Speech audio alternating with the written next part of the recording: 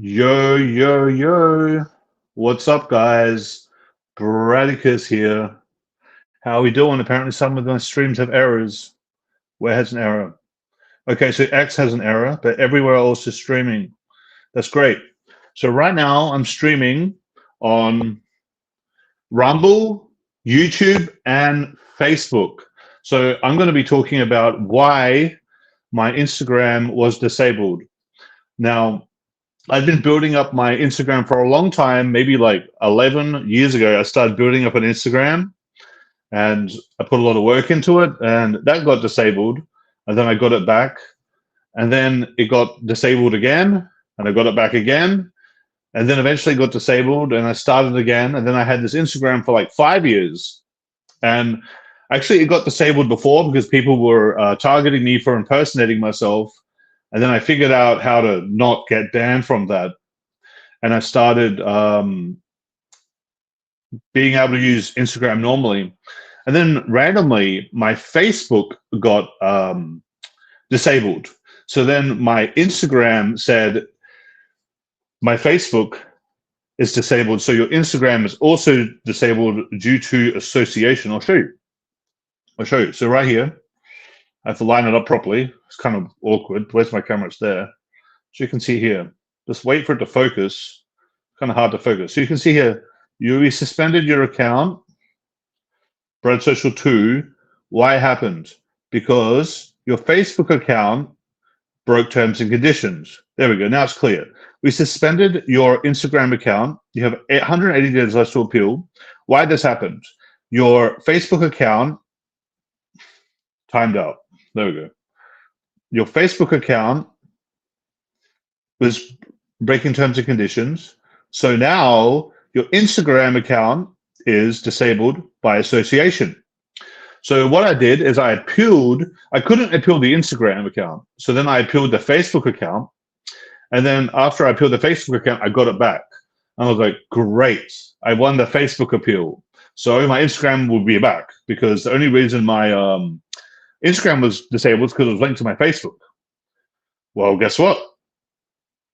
It didn't get undisabled. So I'll show you. I still have my Facebook. My Facebook account is fine. Here's my Facebook account. It's all working. There it is. I'm even live on Facebook right now. See, I'm live on Facebook. So my Facebook is unbanned. It's clearly usable. But the reason for my Instagram ban is because my Facebook's banned. But now my Facebook's unbanned, my Instagram is still banned. So what did I do? I went and contacted Meta support, which was really hard. I had to use my ads account to contact them. And they said it was a technical issue and they would look into it. It would take them a few days. Well, that was a month ago. And they haven't replied. So yeah, that's pretty much what happened to my Instagram account. It got disabled because Facebook was disabled. Facebook came back. Instagram should have came back. It didn't. Contacted support about it. They said, oh, sorry, technical issue. We'll figure it out. We'll get back to you in a few days and we'll email you.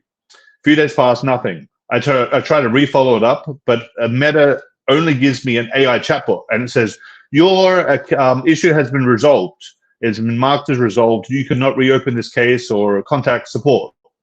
So I haven't been able to contact support because the Meta AI says it's resolved, but it's not resolved because my Instagram's still disabled. And the reason remains to be, we have disabled your Instagram account because your Facebook account breaks terms and conditions. And the Facebook account is available and under restrictions. It says nothing wrong. You haven't broken any of your rules. There's nothing against your account.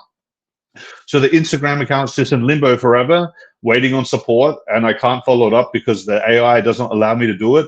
So I can't do anything. And so that's what's happened to my Instagram. And yeah, I'm cooked. So what I decided to do was I made a new IG. So go follow me, my new IG, Brad Social Dating. What else can I do? If Facebook cooks me, if Meta cooks me, what can I do? I have to make a new account, and that's just what I got to do now. So that's that's my status. So luckily for me, my new IG is gone really well. I made the new Instagram 2 days ago, and I've already gotten 800 followers. And one of my videos is 300,000 views. So my new IG is doing really good. Really good. So that's pretty good. So everyone that's tuning in, ask me questions. I'm going to get to them. You know, it's going to be great. And I'm going to show you like a preview actually. So I actually figured out how to do this already. I've got to unmute my computer. Unmute my computer. Should be, wait, that should, yeah. Unmute my computer. Unmute my computer. I have to mute this. So wait, that should, yeah. Unmute my computer. Unmute my computer. Mute site. There we go. I have to mute this. So wait, that should, yeah. Unmute my computer. What the fuck? Oh, no, that's not going to work. There we go. I'm going to get a lot of feedback if I do that. I'm just going to go into my settings here on my volume mixer, and I'm going to mute Chrome, so then I can settings here on my volume mixer, and I'm going to mute Chrome, so then I can mute this. Cool. And now I can play this video for you guys. So I had to mute my browser, and now I'm going to play this video for you guys. So I'm going to show you guys a new video I'm going to be releasing soon just for this live stream, and you guys can give me some feedback and ask me some questions while I'm showing it, because this is going to be a live Q&A, and I want you guys to ask me all your questions. Now, I already explained my Instagram situation already.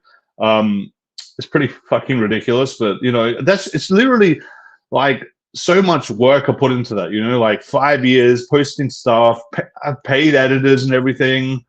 And it's just gone for a technical issue that it would take like some guy a few minutes to resolve, but they haven't. So it's just crazy, right?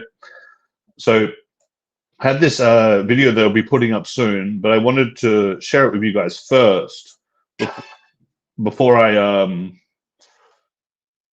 put it up. And you guys can start asking me some questions here in the chat. So I'm going to flip my camera around here, and I'm going to play it. Okay, so that's probably as good as I'm going to get it.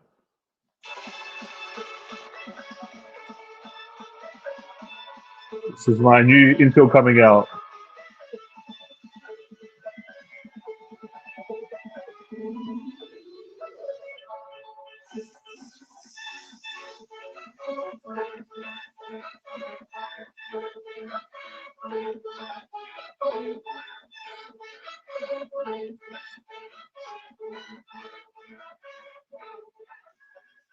Joe, what's up, guys? This is going to be you can skip this intro. To pick up women on the floorplanstudios.com.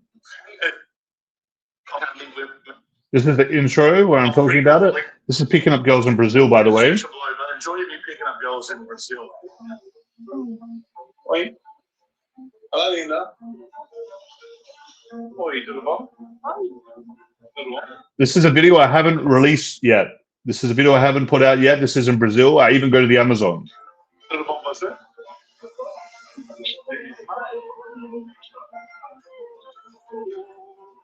Oi, tudo bom? Tudo bom? Tudo bom? Tudo bom? Gostou da bag?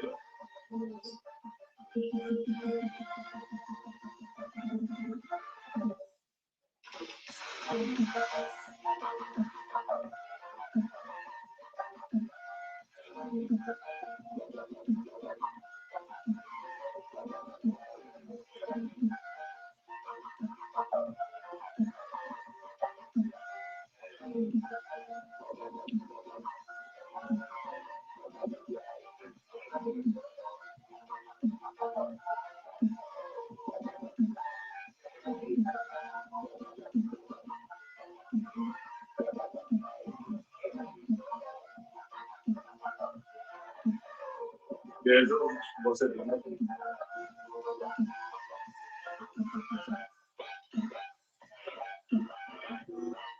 gostou da Beatles? Ai, oh my God.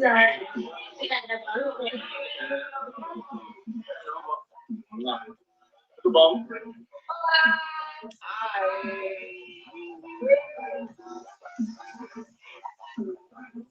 Cheers.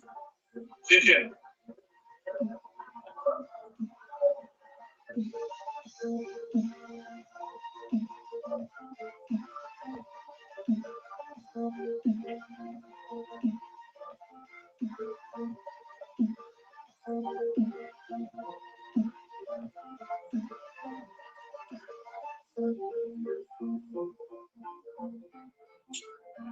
This is my Brazilian friend.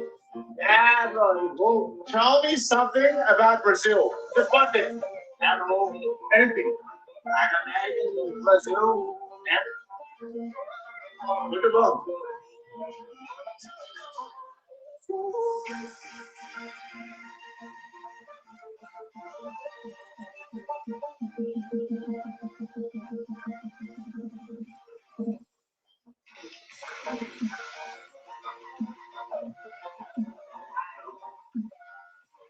Tá bom, né?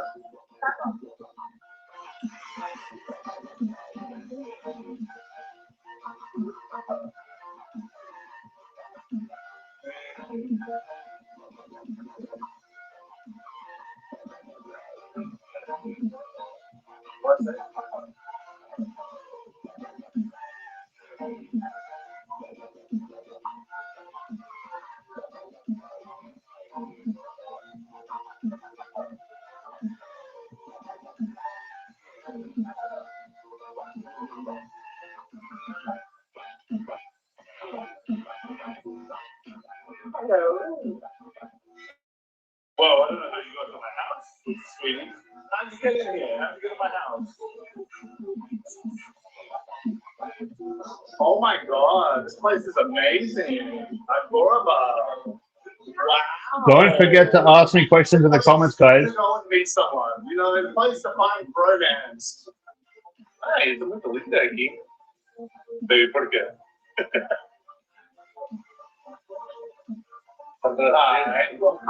Guys, if you have questions for me, let me leave a comment if you have a question, because I'm going to get to all the comments. So everyone with a question, ask me a question. Five cameras. It's a bomb. Film it.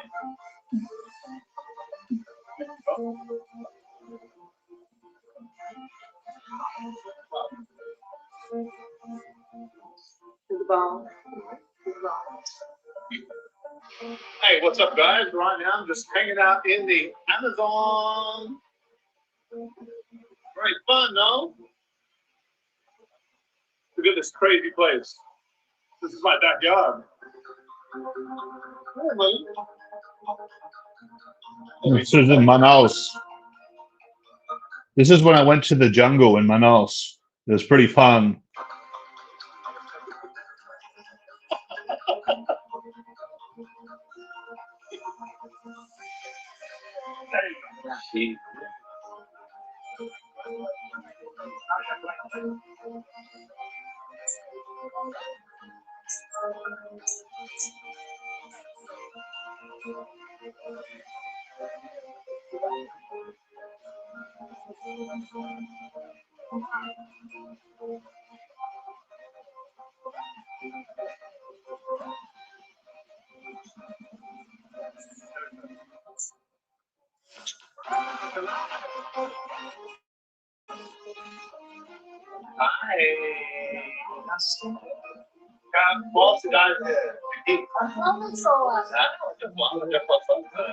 João Pessoa. Vintage João Pessoa. Very, it's a good beach. Yeah. Say something like crazy. Crazy. That's not crazy. That's Oye, saludo para toda Inglaterra. tudo bom?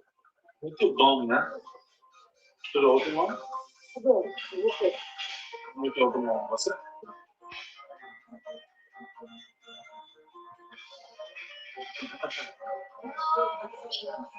Hello, world. So right now I'm with this Brazilian Asian girl. She's not actually Asian, but she acts like an Asian. You know why? Quick fact. She's very like. Quick fact. There's actually a lot of Asian Brazilians, specifically Japanese Brazilians, because there was a lot of migration from Japan to Brazil.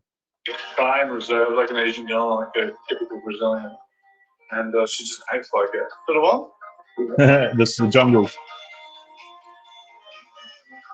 bit more crazy. I'll send you, okay? Right now in Beaver Beach. It's my wing. This guy here, no, he's gone, but he's my wing.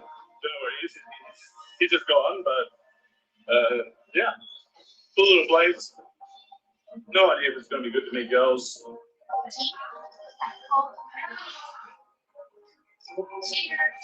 Cheers. Oi. Hello, baby. Nice, baby. Nice to lady. Paulistano? Você? Yeah.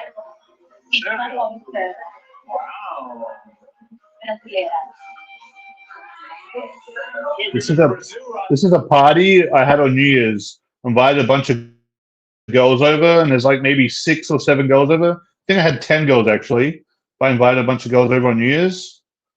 It's getting confusing pointing the camera here, but yeah, I invited a bunch of girls over on New Year's. This was many years ago, but yeah, this is in Brazil. Oh, gatita. Vídeo. Sim, gatita. Tudo bom? Tudo bem.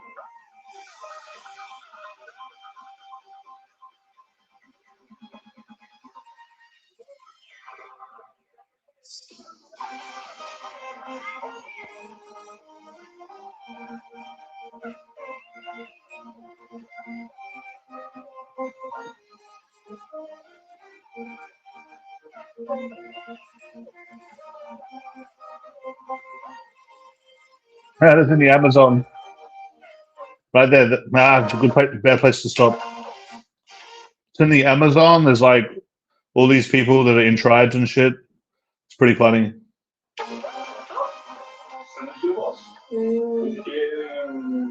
You notice I was super fat here, by the way, and I'm still like meeting heaps of girls and pulling heaps of girls. I'm a lot fitter now, but back then I was super fat, and I'm still was getting girls. So if that doesn't tell you about like the bullshit of looks maxing, I don't know what will, man.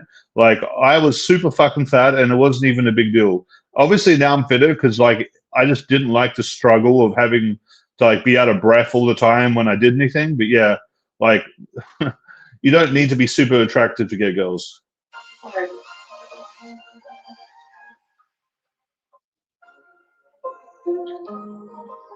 Rainbow. This is Joe Pessoa here. Very beautiful beach.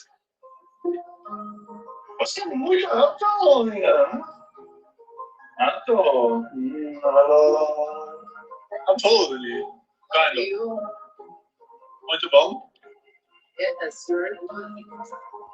Girls are deep boys, but it is a woman, not a lady boy. You might say, hey, she's a lady boy, deep voice. Nope, it's a woman. Oi, tudo bom? Boa noite. Boa noite. Boa noite. Boa noite. Boa noite. Boa noite means good night in Brazil, Portuguese. This girl's very pretty. I remember her. This one, very pretty.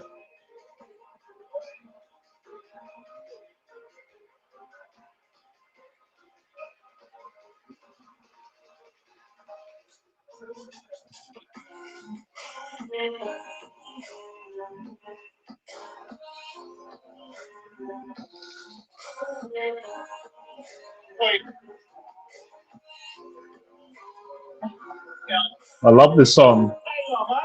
Oh, this is my wing here. This guy right here, he's my wings. He was in my Daygame Seduction product that he helped me break down some of the infield. If you go and get Daygame Seduction, you would have seen him in some of the infield breakdowns. But yeah, guys, Daygame Seduction is a super amazing product. A lot of guys have improved their game with it. Even pickup instructors have used it to improve their game. So I suggest you get that Daygame Seduction. Good work, man. We'll get through it without running good. Forward to some fucking Australia.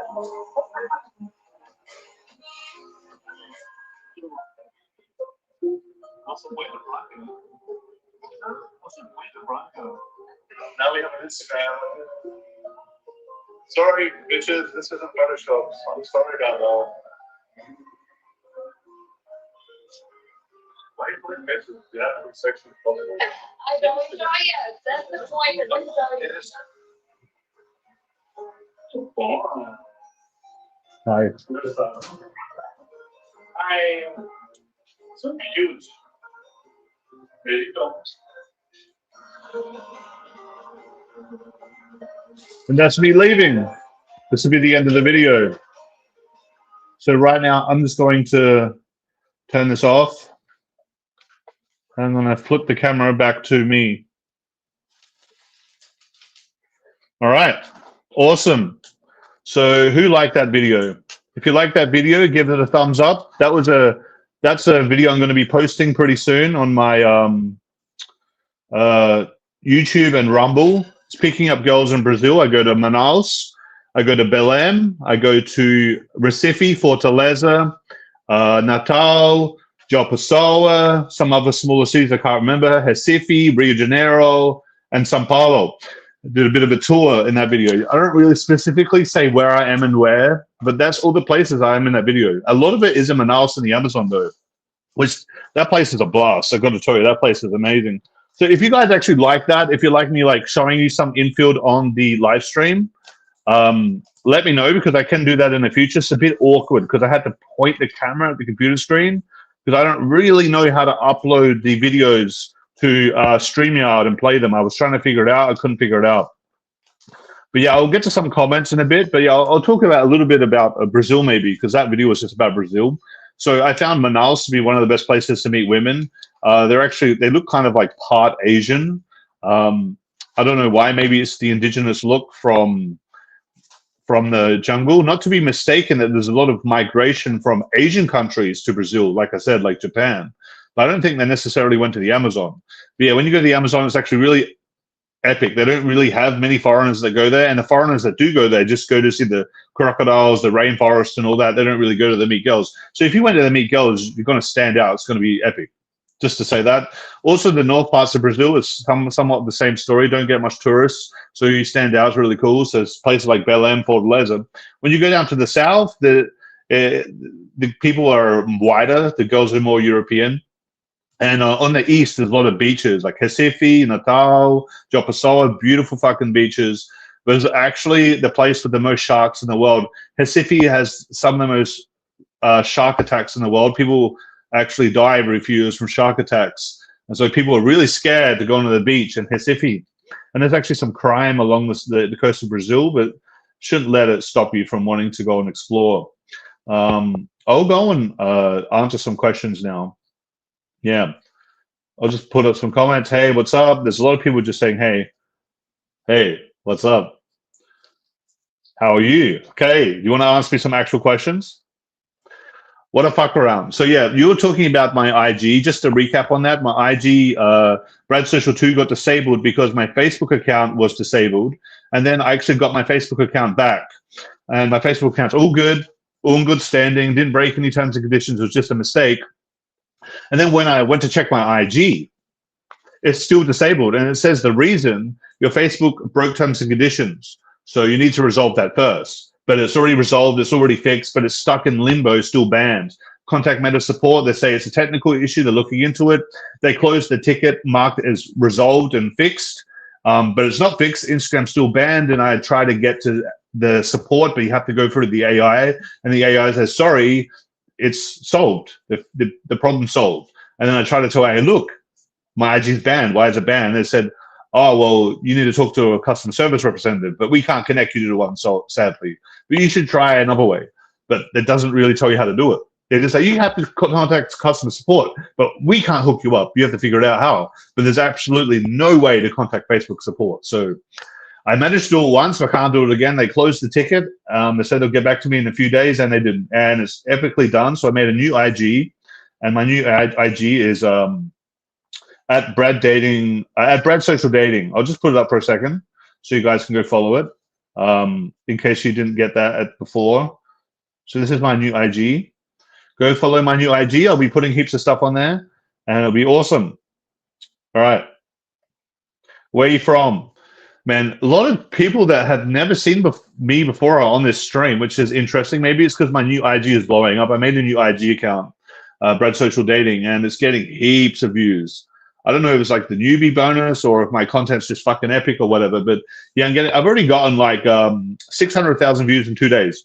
Pretty crazy for a new account. So I think a lot of you guys don't really know what the hell is going on, who I am. Yeah, I'm from Australia. I was born in Adelaide. I spent a lot of my time in Sydney. I gamed in Australia a ton. I know how to game Australian women, and the core of my game is Australian. That's how I learned game. So I learned the day game and the night game in Australia. I didn't really learn online game there. And the basis of my social conditioning and how I got out of that is all from Australia. And I understand like the nuances with Australian girls quite well. So if there's Australian guys out there and you want coaching, I'm the guy for that. Where are you coaching in November and December? I'm not sure yet.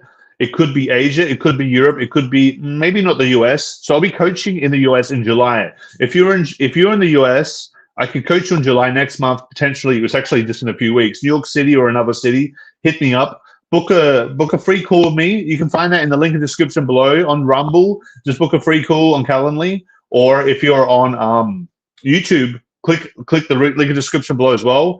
If you can't be bothered booking a free call with me, go over to my new IG, Brad Social Dating, and send me a message and say you're interested in coaching, and we can figure it out. Only if you're actually interested. Don't just book a call because you want to chat. I don't really. You've got to be interested to actually learn from me.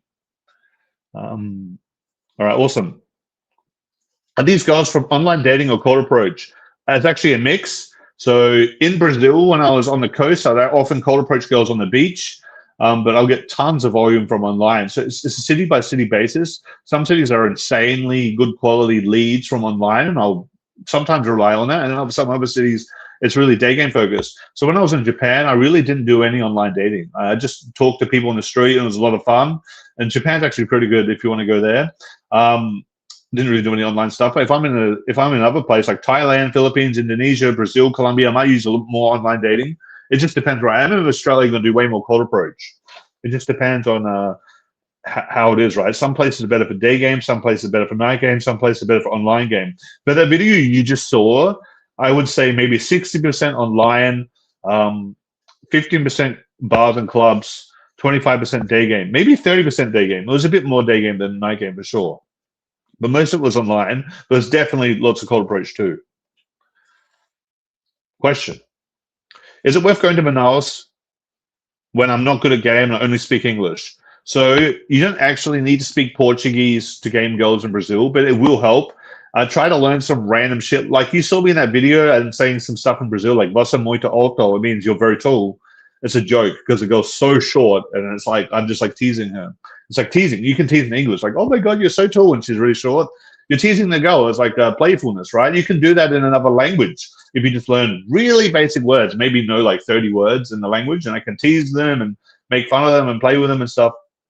So it's good. You don't need to speak Portuguese. It will help though. When you're not good at game, I mean, you just get good at game, man. If you get good at game, it's going to help you anywhere in the world. If you get good at game, you can game in Australia, you can game in Europe, you can game in Asia. Obviously, there's differences, and some places are easier without game. Like, for instance, Philippines, probably easier for most guys with no game, right? But it's always going to help you to learn game. And if you want to learn game, book a free call with me or go learn my day game seduction or my online seduction. I have courses about that. And you can literally learn everything you need to know about how to improve your day game or your online game. Even my night game, there's stuff about the Bradicus Vol, and my day game really does relate to night game as well. So if you really want to improve on that, you can just go watch my videos. And if you really want to improve it, go get my courses, because that's the whole point I made them, is to get guys good at game, right? Or if you really want to take it to the next level, you can get coaching with me, right? But yeah, you could just go learn game, right? You could go to Manaus, have fun. Might be a little bit easier than your country. Might not necessarily need heaps of game. You just might need a little bit. The key in Brazil is you need to be dominant, and you need to be sexual. You need to move things forward. If you're unable to be sexual, dominant, move things forward, and you don't know what to do, the girls are not going to do it for you. And they're not even going to be nice to you if you don't know how to do it, right? So I would say it's easier if you're the man that knows what to do and you can take action and you're dominant. Then Brazil's very good. But there are plenty of the guys that go to Brazil and get no action. Nothing happens with them. It's because they're not dominant enough. But yeah, go. It's fun. Like you said, when you don't speak the language, that you have to game more physically and use Google Translate. But when I'm not that good at game, I'm not sure if I'm able to pull. Yeah, you might as well try, bro. You might as well try it. Don't let that hold you back, man. And also, you can always hit me up for coaching, bro. Maybe you're not in the position financially to do that, but you can watch my videos, get a suss of it. But yeah, go and just fucking put yourself out there and try it. Use Google Translate, learn some basic words, be more physical if you're in Brazil. If you're in Japan or something, maybe don't be that physical. Be more verbal. It just depends what city you're in. Like I would say, Asia's quite different to Brazil with how you need to game. I think I have a lot of comments here because I have to keep clicking new comments to get to new comments. And I'm not getting to the end. All right. Oh, that's not that many. Keep asking me questions. The more questions I get, the longer this live stream will go, and the more value everyone will get, How do you get a girl to kiss on camera? So I'm naturally pretty good at this. So one of the easiest ways to see if a girl's comfortable kissing, you just move in towards her. And if she backs away, you're not ready yet. If you get closer to the girl and she's comfortable with it, that's a good sign. If you can hold hands with the girl, that's a good sign. But one key thing is if you're getting close to her face, not necessarily trying to kiss her, if she's getting closer to you as well, very good sign. If she's not moving, neutral sign. If she's moving away, obviously defensive, you're probably not going to be able to kiss her, right? So you want her to at least be comfortable with you being close to her face. And some excuses to get close to a girl's face is maybe you're saying something into her ear, or maybe you need to show her something like on your phone or something, an external object. You get closer to her face for that reason. And a lot of the time you don't need a reason. You can just do it, right? You can just be playful. If the energy is playful, that's the reason to get close. You're a man and she's a woman. It's normal for people to get close. You know what I mean? So yeah, I mean, the way I do that is just I have a lot of reference experience and I have a lot of confidence with kissing girls, and I can just sense the energy. I know when a girl is ready and I know when a girl's not ready, and I know how to amp up a girl to get ready. You know what I mean? What do you think about that? I'm here with a girl right now. She's just sitting here watching. Probably be a bit awkward for her to show herself. Did you backpack when traveling? How did you find the money to travel? So when I traveled, I don't know what you mean by backpack, but I certainly wasn't going to hostels. I would book hotels or private rooms or condos. Not expensive ones. I'm not rich, but maybe in the range of $30 a night to $50, $60, maybe $70 a night max. But I was probably living more in the end of $30 to $40 a night, maybe $50 a night. In New York City, though, it's like $200 a night. What the hell? Jesus Christ. I'm actually going to New York and I'm going to be coaching there. So if anyone's interested in getting coached by me in New York City, hit me up. I'm going in July. And I'll be going to many other places in America, maybe Europe as well, and maybe Asia, maybe Australia. It just depends where people want me to go. You can book a free call, message me on IG. But yeah, I didn't go to hostels. There was a small part of my life when I was in Australia where I went completely broke. This is before I had a YouTube channel. And I was learning game. I spent all my money on game. I saved up $20,000, and I used it all to like travel and learn how to do game. And at that point, I wasn't instructing or doing any content. I was just messing around and trying to figure everything out. And I drained all that money to the point where I had $20 left.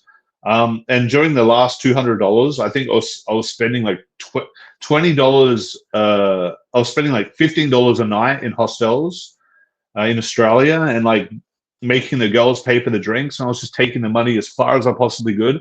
And when I literally got to $0, and then I asked my mom to book me a flight home because I literally couldn't book another night at the hostel, and that was my journey gone. And I had to save up again and start over again. And eventually, doing that kind of shit over a while just made me really good at game because I was willing to take shit to the limits. And I just learned more stuff than people would, right? Because I was just putting myself out there, man. I was willing to spend every single dollar I had to learn game and do game. And I did pay other guys to help me, but I was using all the money I had to do everything I could. Basically, that was back in the day.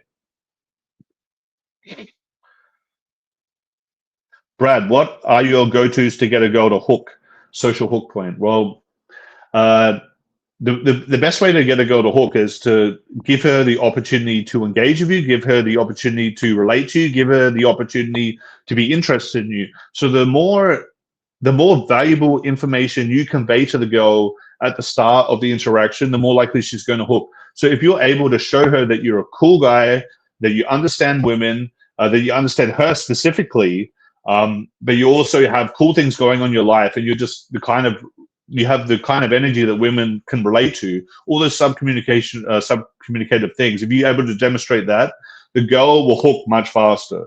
Now you can do specific things to get the girl to hook. You can ask certain types of questions. You can make statements. You can tease her. You can disqualify. You can qualify. You can do all that stuff. But it's really like the experience and the way the girl feels, and if the more comfortable it is, and the more she's interested in you, the more like she's going to hook, right? So, I don't really necessarily think of, oh, she's hooked now, I can do this. It's more, to me, it's just like more obvious in the moment. So I talk to a girl. If she's not engaging with me, if she's not hooking, I'm very likely to just walk off and not talk to her. And I'm not thinking of like, oh, she didn't hook, man. I just think it was, well, I'm going to talk to the next one. That one didn't really engage with me. I think of it more as like engagement, getting engagement and interest from someone. I don't think of it as hooking. But there is a point where the girl might ask you a question, or she might move in closer, or she might touch you, and you might think, okay, that's a bit of a hook here. In this moment, she's like, oh, where are you from? There could have been a hook. Or she comes in and touches you, or she takes a few steps forward, or she's like, she goes from facing away to now facing towards you. That could be a type of a hook, right? And you can get that by being engaging with her, telling her interesting stuff. Maybe you're good at storytelling. Maybe you're just a really cool guy. Maybe your vocal projection, everything is so good that the girls will hook faster. Maybe you're really good at making jokes and shit. Maybe you make people really comfortable, you know? There's a lot of ways you can do it. But if you go real technical and do the mystery method, it's good. It's good for beginners and intermediate, but I feel like you have to drop that eventually, the real technical shit. What percentage of your closes come from online versus cold approach? Well, back in the day, it was literally 100%. Until I maybe hit 250 late count, it was all cold approach 100%. After that, I started getting maybe 20% online, and it started going up and up. And when I got to like maybe 800 late count, it got to like of the new leads. I'm not talking about old leads. So like now these days, maybe 70% of my new closes are coming from online, and 30% are coming from cold approach. But back in the day when I first started, it was 100% all cold approach, and then started slowly transitioning into some more of it online. At one point, it was 50-50, and I would have to say that was back in when I first went to Brazil. It was 50-50. Before that, it was way more cold approach. When I made Daygame Seduction, it was more 90% cold approach, 10% online game. And then when I made online seduction, I started pivoting more into online, because I realized there were so many secrets of online that people had no idea about, me included. I didn't know about them, but when I figured them out, I realized how crazy some of this shit was. And I even made a product called Online Seduction, and that for so many years has collected a lot of dust. No one's been able to get it, and it's not because it's not bad. It's because it was unavailable. You guys haven't been able to buy it. I actually took it off the market, and I wasn't selling it, but now I'm selling it again. That information's out there again, and it's fucking amazing. So you can go get that, online-seduction.com. It's in the link in the description. What about safety in Manaus? I don't really know. I did see some dodgy shit happen when I was there. I did see like a guy roll up with a gun and point it at a girl, which is really crazy that it was a girl, and the girl was like yelling and stuff. So that did happen, but other than that, like nothing happened to me. Yeah. Adelaide, yes, that's where I'm from. I'm from Adelaide, but that's not really a question. Diego, how you doing, brother? This is actually one of my students from back in the day. I coached this guy in Colombia. I haven't actually coached too many Colombian guys. I've coached 2 Colombian guys, maybe 3 actually, or maybe 4. I'm forgetting. But Diego was the first Colombian guy I approached in Medellin. He's from Colombia. He's a legendary guy, and he has some pretty good game. He's pretty good with Colombians. I want him to come travel sometime. But yeah, when am I coming to Colombia? I don't know, bro. It's possible later on this year. Sweetie, could you help me charge my computer? It's not charging. Did you get it charging? Yes, my girl's here, but my computer's not charging. So if it doesn't charge, I can't do this live stream. Yeah, but potentially I'll go to Colombia or after the US, because it is very close to the US. If anyone wants to do coaching me in Colombia, be epic, man. I have more Colombia videos coming out soon, and that's going to be absolutely insane. Yeah, just plug it in or whatever. Yeah. I love Bogota. That's my favorite place in Colombia. I spoke at Colombia a lot. I don't like Medellin very much. When I first went to Colombia, I was very naive. Everyone told me you have to go to Medellin. Medellin's the best place. You have to go there. No one else, no one even mentioned Bogota. I didn't even know what it was. So I went to Medellin, and yeah, it was all right. And then my friend Diego was like, "Bro, you have to come to Bogota." Well, this was my student at the time, but he was like, "You have to come to Bogota," and I did. And I was like, "Bro, Bogota is epic, man." It had like the biggest club in South America called Tetron, and people say, "Oh, it's a gay club. You're gay if you go there." Yeah, but there's girls there, and they like being talked to, and they're women. They're not guys, and like, who fucking cares if the gay guys there? They're not.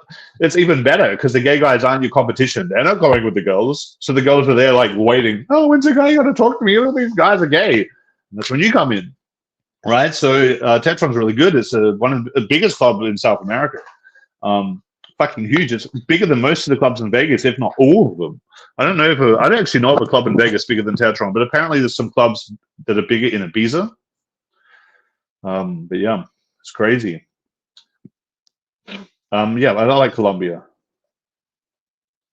Australia seems harder than some of these other countries. Absolutely, Australia is not an easy mode country.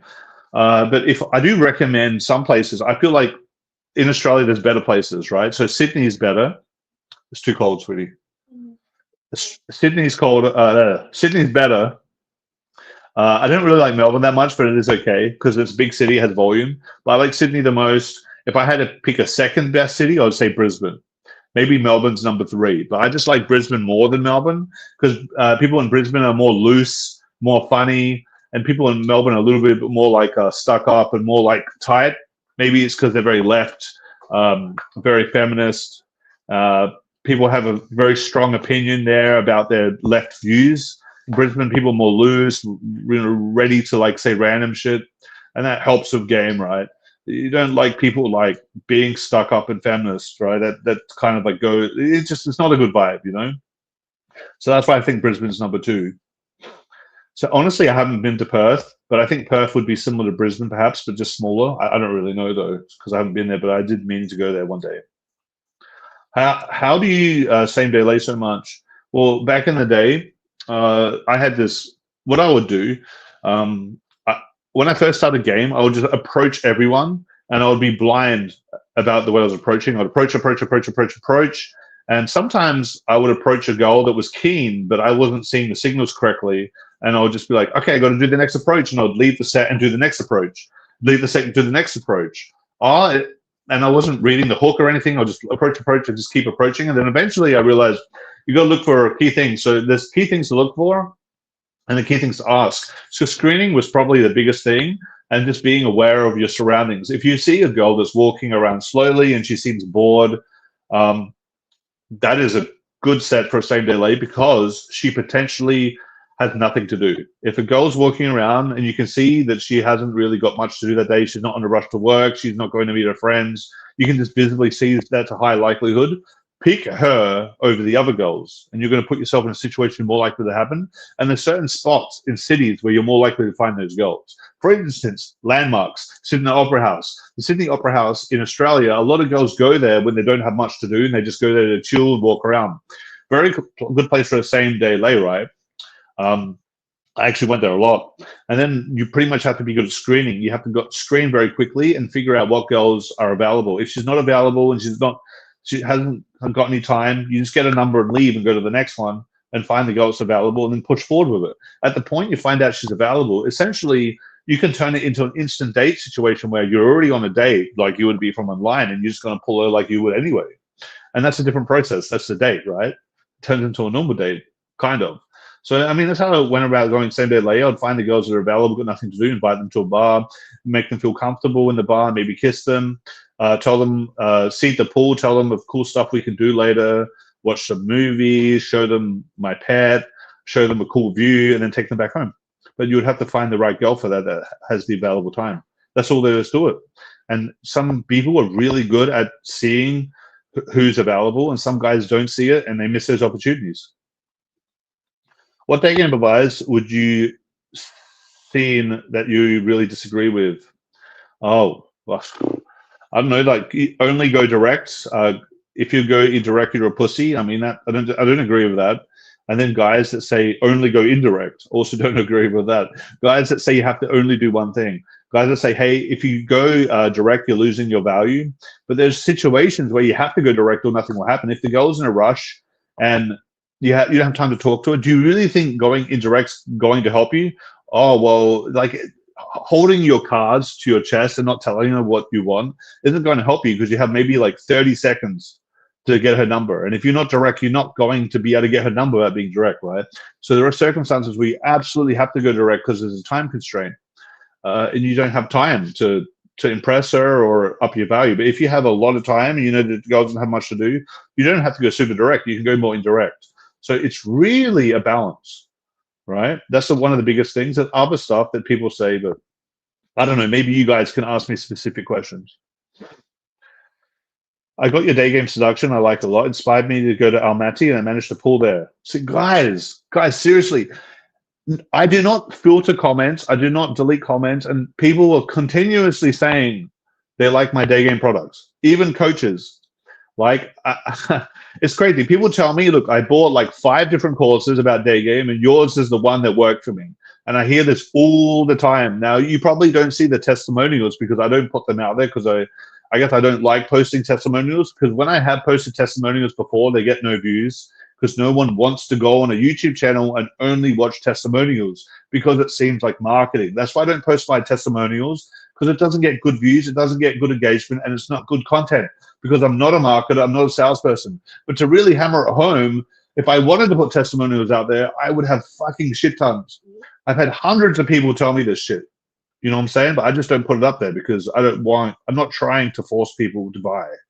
But it's the truth. People like it. But yeah, I inspired you to go to Almaty, man. Almaty is fun. Kazakhstan. I actually have a little segment of my Picking Up Girls in Eastern Europe video that's dedicated to Almaty, Kazakhstan. And some of the most friendly, open-minded, cute, pretty girls are there. There is a language barrier because they speak Russian or Kazakh, mostly Russian, ex-USSR country, but it's great. You use the Google Translate. You just get inspired by a different culture. You try to learn some of the words. You get excited to meet the women. The energy comes through, and it's just real fun. The girls are amazing. If you want to, if guys want to go watch my part in Almaty, Kazakhstan, there's a video where Picking Up Girls in Eastern Europe plus Kazakhstan. It's on my YouTube channel. It's got like 9,000 views or something, maybe 10,000. It's pretty good, and it's just awesome. And there's a huge mountain there. You can go hold an eagle. It's just fun. That place is awesome. During your Daygame interactions, what goals are you trying to accomplish to build attraction, sex retention, and comfort in your interactions? I'm not specifically trying. I need to build attraction or I need to build comfort. That's not how I'm thinking about it.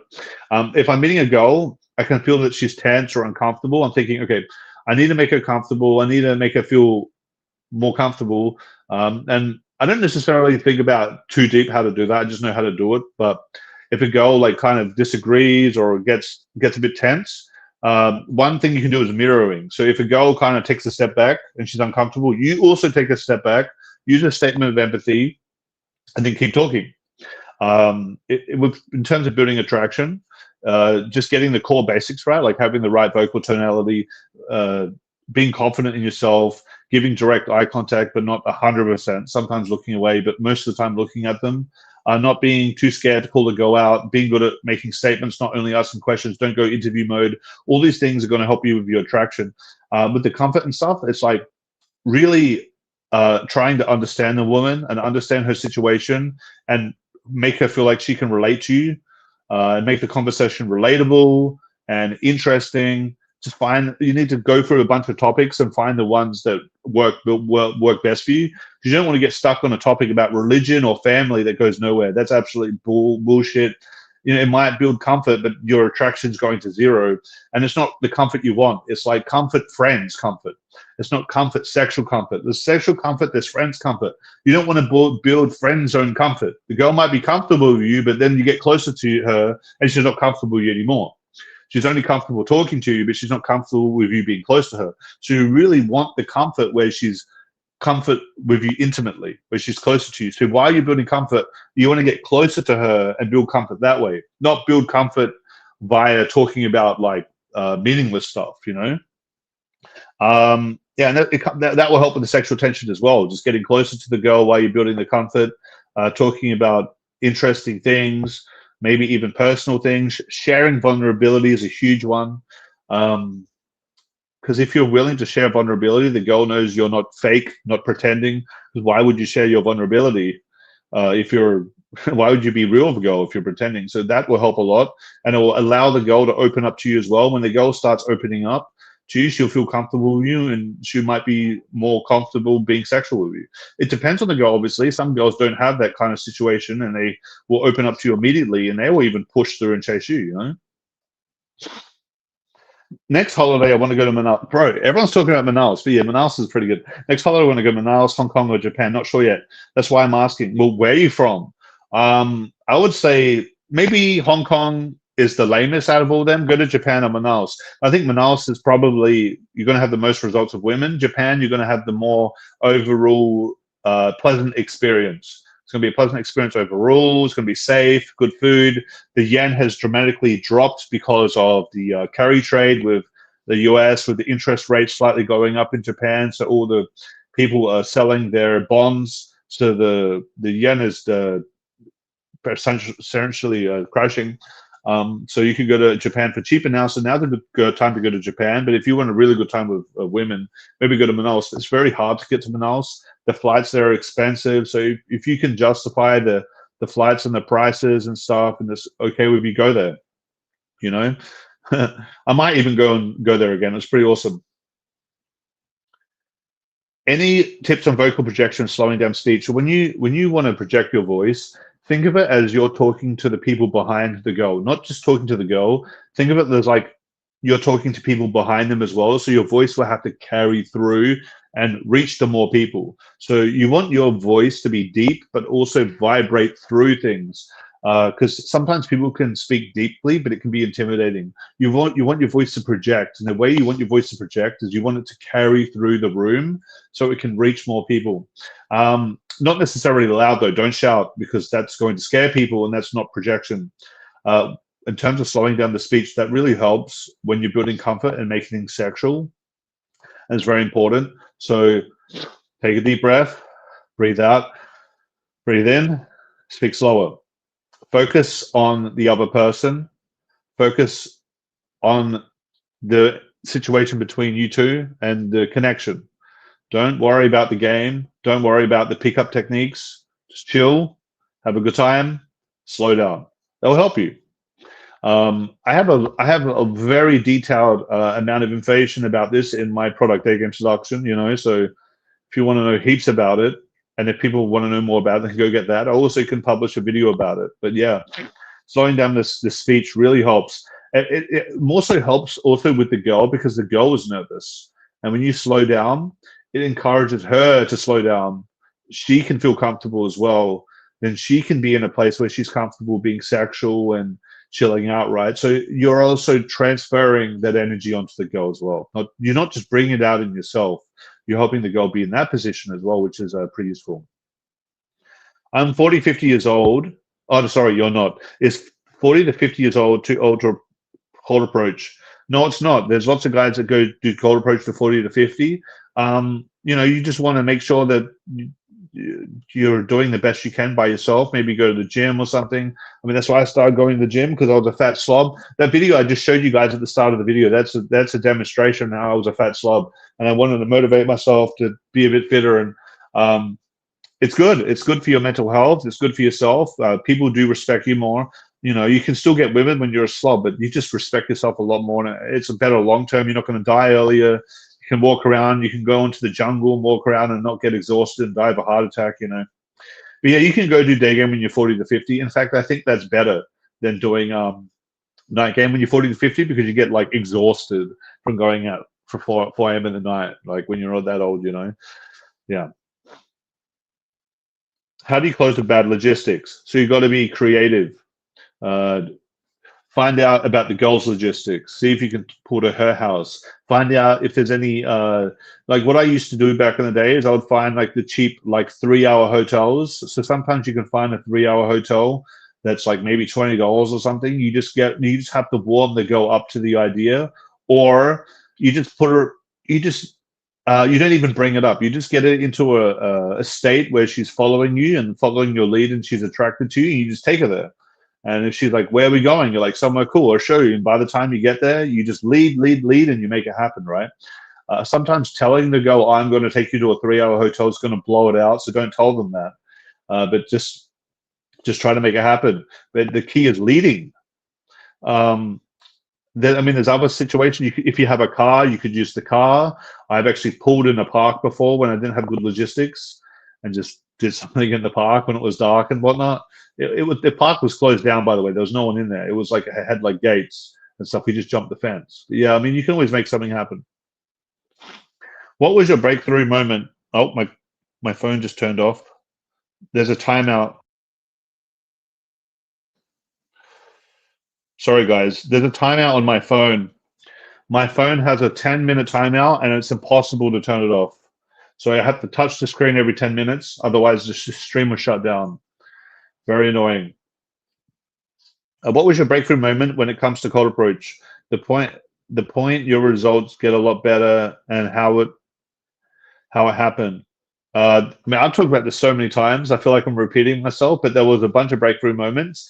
There was a moment when I realized that comfort is really important, and listening to the girl, sharing vulnerability, just feeling enough with how you are, and realizing that you're not going to get the girl with the attraction a lot of the time. Sometimes you do, sometimes you don't. But if you start focusing on the other person, understanding how they feel before trying to make them understand you, slowing down, just listening to them, and getting better at that, there will be a pivot where things will start increasing more and more, and you'll just get more results. Now, this isn't the same story for everyone.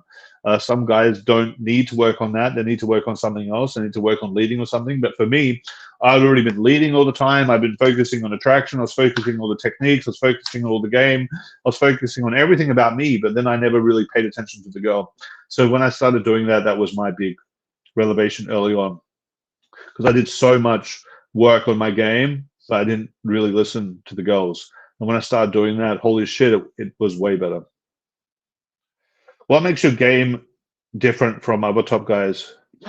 Well, the thing about me is, bro, I live the lifestyle. I travel all around the world. I'm addicted to doing this. I love this so much. I've been to so many different countries. I've coached so many different guys. I've put my ideas out there on YouTube, on the internet, and I've shared it all, and I've thought about it. I've just lived this life for so long, and I put in the hours, So that's why. There's a lot of marketers out there that don't put in the hours. They just want to make the money without putting in the time or even proving. And, that's why. Maybe I'm the type of guy that when I put my mind to something, I get really good at it. Because when I've done stuff in the past before pickup, I was really good at stuff I did. I'm just that type of guy, because I'm just very one-track minded in a way. How do you prioritize dates when you have too much volume? So Diego, after you realize some of the techniques from online game that you might have got from me, you've discovered that how the fuck do you deal with dates when you have so much volume? What do you do? Well, you need to start using, first of all, you need to start using copy and paste templates. So you get common objections like, what are you looking for? You have a copy and paste message to send them. Where are you from? Tell me more about you. You have copy and paste response for that. Even like templates of like inviting to go out for a date, and then she'll give you an objection for that. You have a copy and paste template for that. So you might have like 30 copy and paste templates, all the different messages girls send you, and you just send them out when you need to. And that will save you time when you have so much volume, right? Right now, I will prioritize girls that are open-minded when I have too much volume, because I don't want to go on dates that are girls that are shy or introverted or that are going to church all the time. I just want to go out and meet the cool, interesting girls that haven't had sex with too many guys, but they're also really open-minded.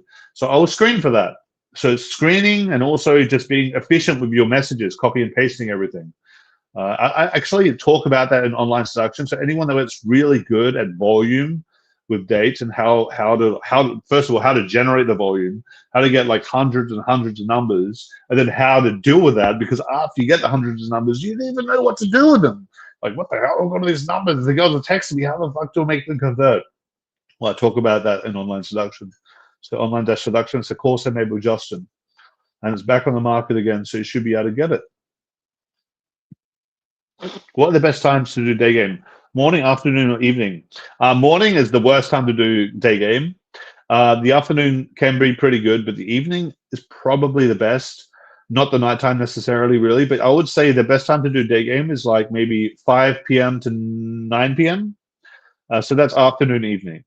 The late afternoon is the best time. When people finish work is usually the best time to do day game, because the highest likelihood of a girl giving you time, interacting with you, giving you some of her life, some of her availability is when she's not busy. If a girl's on a rush to work or she's on a break, she only has a few minutes. They're always in a rush at those hours. And in the morning, it's inherently not sexual. Girls are on their way to work. You know, it's just not the sexual time. Sorry, I have a throat. Get me a water. Oh, my throat. My throat's fucked right now. Sorry, guys. I'm talking a lot. My throat's fucked. But yeah, there's this Goldilocks time when the sun's going down. That can be different in different times of the world, but it's usually around 6 p.m. or 5:30 or 6:30. And when the sun's going down, there's like chemicals that are released in the brain that make people more open-minded and people feel more sexual. I don't know what, like, I guess people start feeling more relaxed at that time. And they just become more, it just feels like they become more open-minded. Or maybe I've just fooled myself to think that, and it's worked out well for me. So I just found that I start pulling girls more around the 6 o'clock mark when girls are finishing work, and instead of them going home, they can come and have a drink with me, right? But yeah, it's just a better time. Most difficult pool story of your life? I hadn't thought about that. I've probably got a bunch. There were definitely some girls that I thought I would never pull, and it wasn't going to work out. And then I just thought, fuck it, I'm going to try. I'll tell you one that comes to my mind. There was this German girl I met. She was really beautiful. Met her a day game to her, met her in a day in Australia. And I guess I approached her the same time. I'm talking about maybe 7 p.m., 6 p.m. when the sun was going down in Sydney. And she hadn't had much to do, but she certainly wasn't sexual or showing much interest. But I convinced her to come get a coffee. She said she absolutely won't drink alcohol, but I convinced her to come get a coffee. She came get a coffee with me. We had a coffee and we talked for ages. I think then she said, I don't want to like drink or go to a bar, but we can walk around. So we spent hours walking around. But when I went to touch her hand, she would like push my hand away, say, no, I don't like touching. So I was thinking, well, this is not a good sign. But then, you know, when she got tired, she's like, I need to go to sleep in my hostel. And I said, well, look, I actually live in an apartment and the bed's way more comfortable than a hostel. And I guarantee you there's people that snore in your room, right? Do you have people that snore in your room? She's like, yeah, there's people that snore and I can't get any sleep. And I was like, all right, well, let's go watch movies at my place. If you're uncomfortable, whatever, you can just go home and sleep in your hostel with the snoring guys or whatever. It's all good. But let's just watch a few movies, chill out a bit. I don't expect anything. We're not going to have sex or whatever. I understand that. You know, you won't even touch my hand, so I know we're not going to have sex. That's all good. But let's just go to my place, watch some movies, and keep talking. And if you're comfortable, you can sleep over. But I absolutely have no expectations. And I didn't think anything was going to happen, but I was just like, fuck it, I'm going to put it out there. And the girl was like, all right, hesitantly came. And then she like got sleepy and decided she would sleep over, or whatever. And I absolutely zero touching, and she just pushed everything away. But at some point when I was asleep, she like went and started cuddling me. I was like, what the hell? And then I was like, okay. And then I put my arm back around her while she's cuddling me, and she started kissing me. And then all that completely, and then from there it was just game on. Totally random, right? Nothing to indicate that would happen. But the thing is, when girls become, this is the lesson here, when girls become comfortable with you, they allow themselves to hook up or do stuff that they wouldn't usually do. So that's probably why comfort's more important than attraction. Those kind of things, right? But I didn't expect that to happen. Now, this wasn't necessarily the hardest pool story of my life. But I think this is one that illustrates, it was fairly hard. It wasn't easy. It didn't seem easy. And it illustrates an example of something you can get out of it as well. I think a lot of guys have this problem, and they could learn from this, right? They could learn that the comfort thing is more important than they would think, and if they just like push through, things can happen, right? What are some sex tips you had to get good in sex? Well, I don't really do sex tips and stuff, man, but yeah, I don't know. That's not something I really do, but I think going to the gym and stuff helps. Focusing on the woman, like her pleasure, making sure that she's pleased. And when a girl's pleased, she'll release a lot of positive sexual energy. And when the girl releases a lot of positive sexual energy, it makes me more turned on. I love the energy of girls being turned on. So if I'm able to get the girl turned on, I get more turned on. So that's kind of my advice is to make it a good time for the girl because then it makes it a better time for you as well. And but I'm not I don't do porn. I don't do the sex channel. That's not my channel, you know. Thoughts on much location matters for dating? Location's so massive, right? Because if you just change your location, you can change a variable that's so important, and that's volume. You can go from extremely low volume to extremely high volume from location. You can go from a place of ugly girls to a place of beautiful girls. So location is so important. You know, and it doesn't. Money and looks don't really matter. Location's more important, but sometimes you just need a little bit of money to get yourself to the location, and then after that you're good. Like money is important to the degree of what it can get you. So if it can get you a good location, yes, it's helping you. I mean, looks help a little bit. They may be like 20% of the equation if you have good game, and if you have bad game, they end up being more part of the equation because since you don't have good game, you start relying on your looks and you're making that your game, and that ends up being like a very large percentage of some people's game because they don't have game. So their looks becomes their game because they don't know what else to do. If you look at the prime example of this curriculum, he's a good-looking guy, very good-looking, but because he doesn't have much game, he thinks that the only reason he's getting the women is only because of his looks, right? But if he develops some game, he could probably start getting, like maybe he gets some models and stuff from being good-looking, but if he developed this game, got good at game, he could start getting more models. He could start getting more girls. He would put less effort in, and girls would even do more for him. It would make his life a lot easier, probably. So he's missing a lot of the equation there, and I think he's misleading a lot of guys to think that they need to smash their face or do all these bullshit to make themselves better looking. In reality, the only stuff you should worry about with your looks is your haircut, your beard, your physique, going to the gym, and just wearing the right clothes, and that's it. You don't need to start doing surgeries or trick yourself into thinking like you need to be better looking than everyone else to get the girl. You need to be a better fit for her. You need to be more interesting. You need to be more. She has to feel more comfortable with you. She has to feel like you understand her. These things are important. And he would say no, they're not. It's about looks. Bullshit. Flirting, physical escalation, sexual tension, comfort. Does that equal more dates? So if you're better at flirting, yeah, it could end up more dates. If he's physically escalating, that's usually what you do on dates. So I don't necessarily think that gets you more dates, but it could maybe. Sexual tension, that's something that happens on the date. Comfort can get you more dates, sure. I don't know, that doesn't make sense to me. Doing these things gets you more dates, not necessarily. These are things you do on the date. From Daygame, from your experience, what's the biggest difference in your interactions? What makes the biggest difference in your interactions? Look, you just need to do everything. You want to be doing as many things as right as possible. You don't have to do everything right, but some of the biggest things that will help you, I think, is leading is really important. Knowing how to pull, having the right logistics, like having the right location and being able to pull, and then just not being good enough at the approach so you can either go direct or indirect, but just being able to do the approach and not be a bitch and walk away. Sometimes guys do the approach and just eject, right? So you have to have the ability to stay in and have some basic level of communication and understanding with the girl to get by, and then just move things forward. A lot of guys don't touch or do any physicality, and they can pull. A lot of guys aren't funny whatsoever, and they can pull. A lot of guys are like sometimes too physical and overbearing, and they can pull. Sometimes.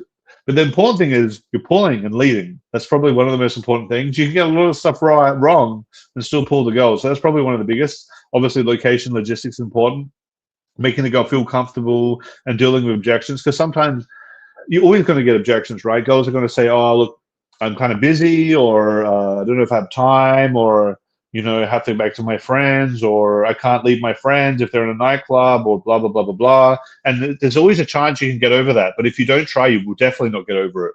But if you try and you deal with the objection, there's a good chance you can get over it. So a lot of these things can be overcome. That's dealing with rejection. Do you normally suggest girls come straight over to your house? So not necessarily, but if you have a lot of leads, yes. When you start getting lots and lots of leads, you can sacrifice some of them, because asking girls to come directly over your home will lower your percentage of girls that will come through and meet you. Because some of them will just say, oh, I only do public dates, or they want to meet at a coffee shop.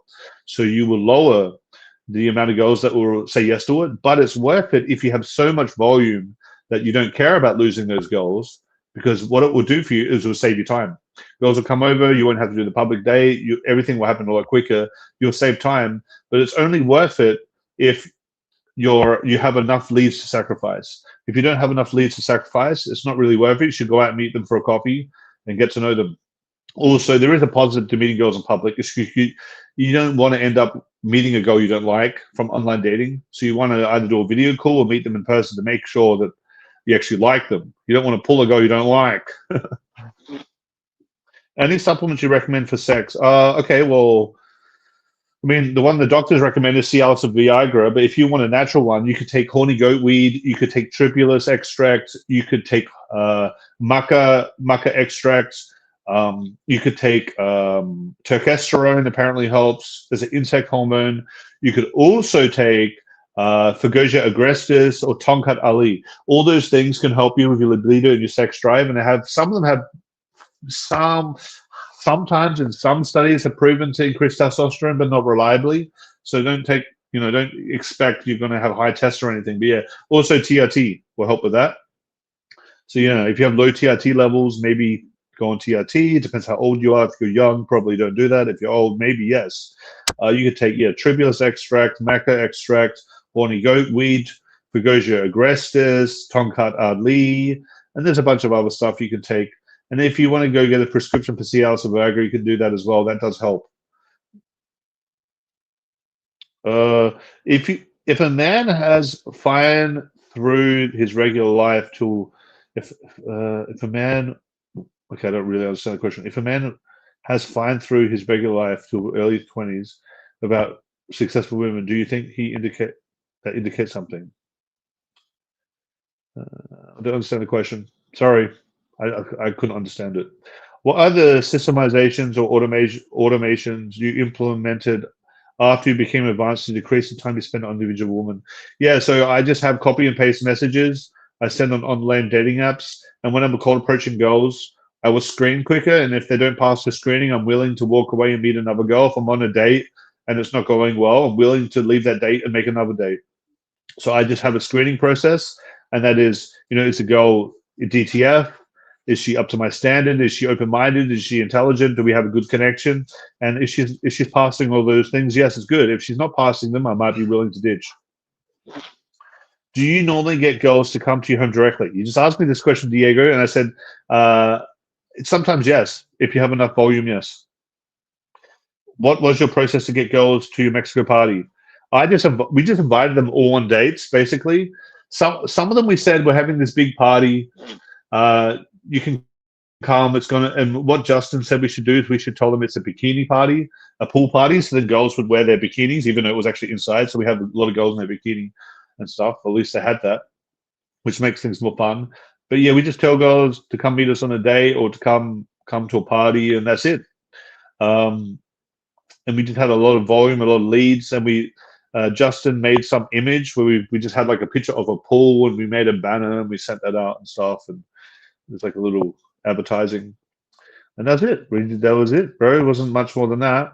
It was pretty fun, but I didn't really find it that exciting. I found it more effective to go and sing, because if I invited all my leads to a party, I find that pretty ineffective, because if I was to meet all those attractive individual girls one by one, I could close a significant amount of them. But if I invited them all to a party, I couldn't close many of them. So I'm just blowing out leads, and I'm essentially giving my leads at the party, or picking one girl over the other girls, and the other girls get jealous. It's introduced all this drama. So I just feel like pretty ineffective in terms of game.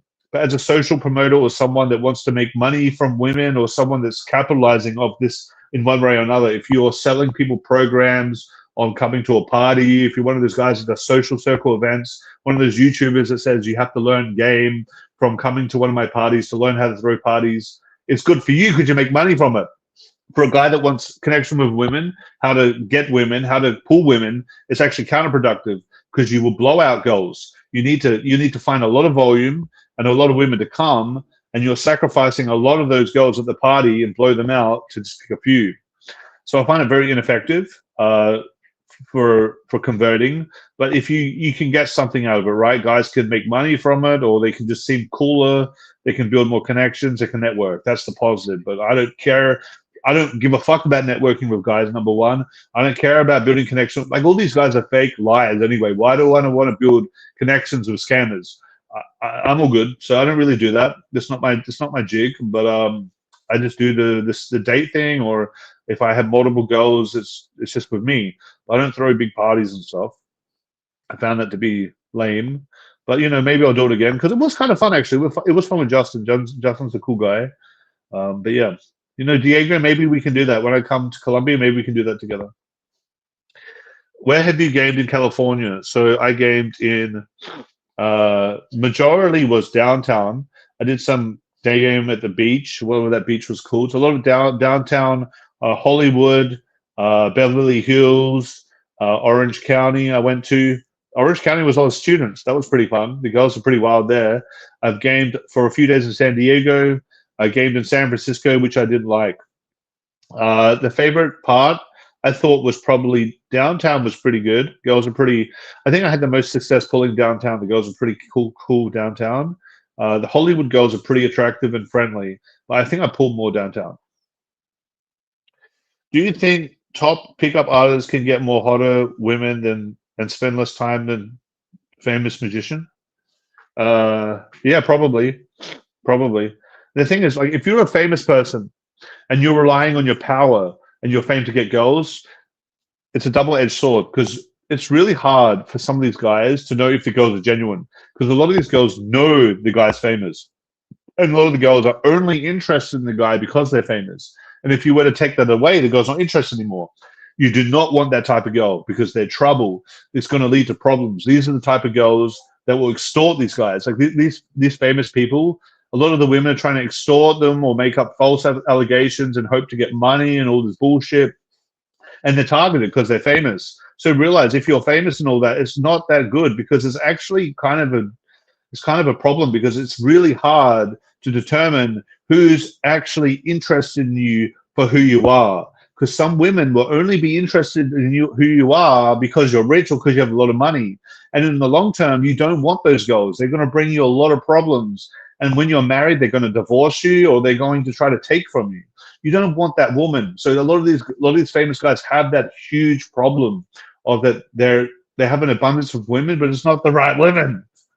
But when you go out and do day game, you can find the right women because you're not attracting them from being famous or something fake, A lot of these famous guys, if you could offer them to have like a genuine relationship with a woman and they would know that the girl doesn't want anything from them, they'd probably take it. But they don't know that they're going to have that.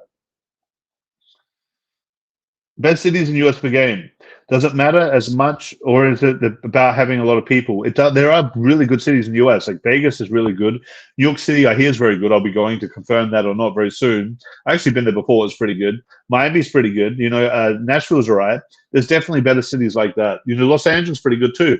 San Diego also. Then there's like cities that aren't so good, like Detroit. So yes, there's definitely some cities better than others.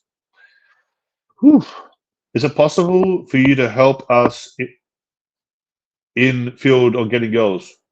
Yes, that's why I do boot camps and live programs. So I travel all around the world coaching men how to meet women. I do 3-day boot camps. I do 1-week boot camps and sometimes 1-week immersions. Sometimes I do 2-week programs, 1-month programs, and even on the occasion 2-month programs for guys that want some special like coaching parameters and whatnot. And I can do that in many cities around the world. Like in the past, I've coached guys in cities like Budapest, Finland, England, Germany, Spain. I've coached in Brazil. I've coached in Colombia. I've coached in America. I've coached in Canada. I've coached in Australia. I've coached all over Asia, like Philippines, Thailand. Singapore, Hong Kong, Taiwan. Now, I haven't coached in Japan, but I've been to Japan. I've coached in Indonesia. Yeah, I've coached in a lot of places. A large amount of places I've coached. There's more, way more than that. But yeah, so that's basically what I do is I help guys in person, in field, meeting women. I watch them. I see what they're doing wrong. I specifically give them advice on how they can improve themselves immediately. I see what they're doing in real time, tell them what they need to do, and help them fix it immediately, and just guide them through the process of how to pull a girl, how to make something happen, how to take girls on dates, how to connect with women. And I'm going to pick out all the little blind spots and problems guys have and just make them aware of it and show them how to fix it. What are your thoughts on how to structure dates and when to try to close? Any favorite date ideas for your first dates? So like I said before, you can take the girl straight to your house, but that's not really a date idea, is it? That's just saving time. But just a coffee shop is good. A coffee shop where you can sit down next to each other and it's comfortable. Don't pick a uncomfortable, noisy coffee shop. If you're going to a bar, pick a bar that is a comfortable seating where it's like somewhat dark, not too noisy, not too quiet. Because if it's too noisy, you can't talk to each other. If it's too quiet, everyone can hear you and it gets awkward. If it's too light, the girl feels like she's being judged and everyone can see her. But if it's too dark, it's kind of creepy. So you want it to be in between.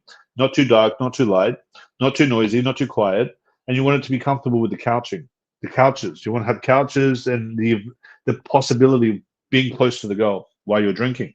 Do not take girls on dinner dates. That's another thing. Whew. Who got you into seduction pickup? No one specifically got me into it. I had to get myself into it. And the way I did that is I just watched YouTube videos and I saw other guys going out and picking up girls with pickup lines. So I saw Jesse from Simple Pickup and Kong from Simple Pickup picking up girls.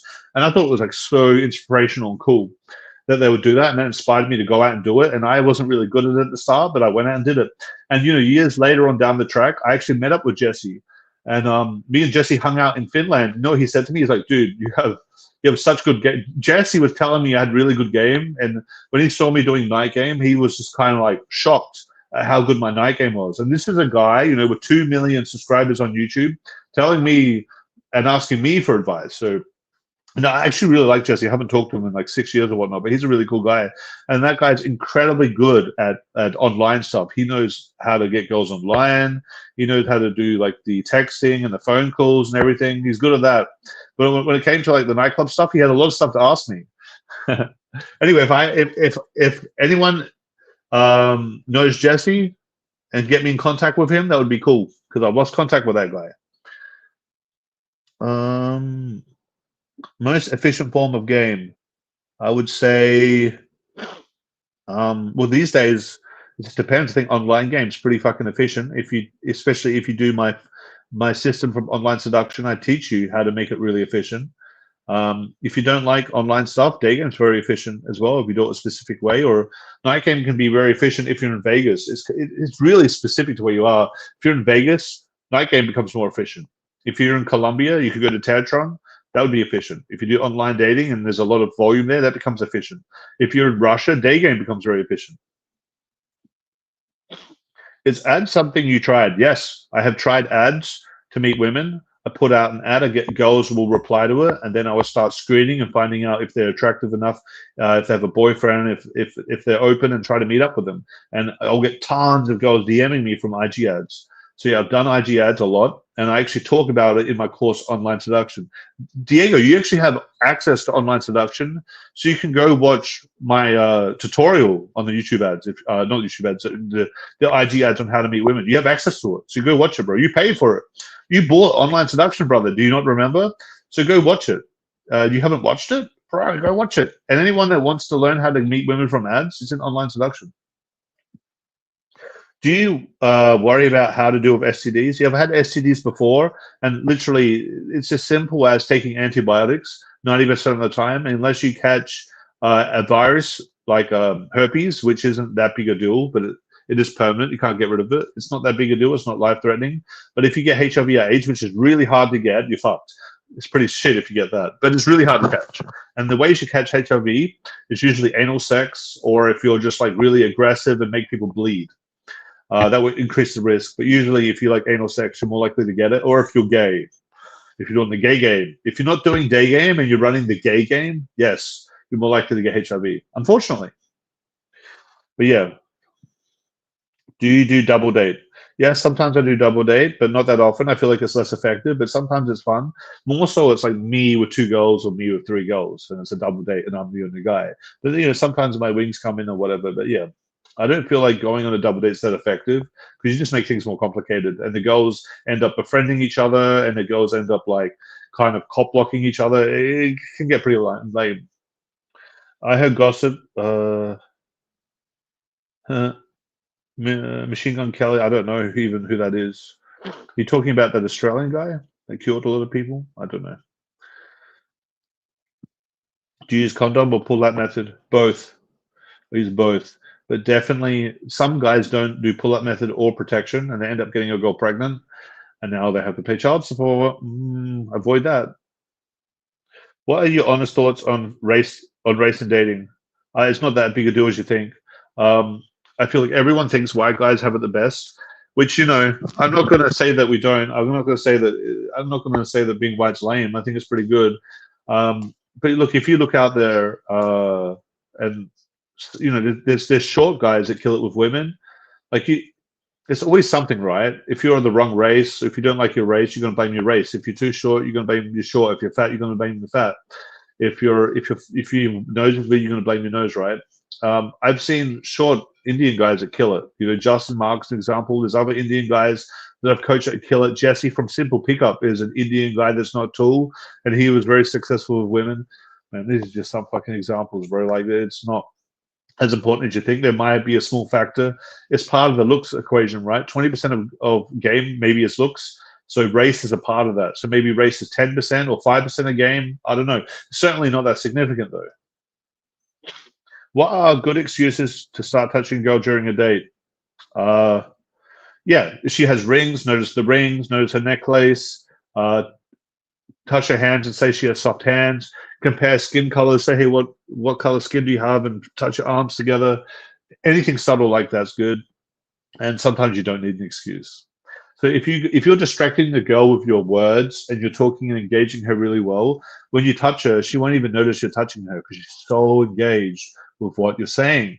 And if you're saying things in a slow, congruent manner and it's like entertaining and the energy's there, she's going to be focusing on your energy. And if you touch her, she's not even going to know she touched her. But if you're quiet like this,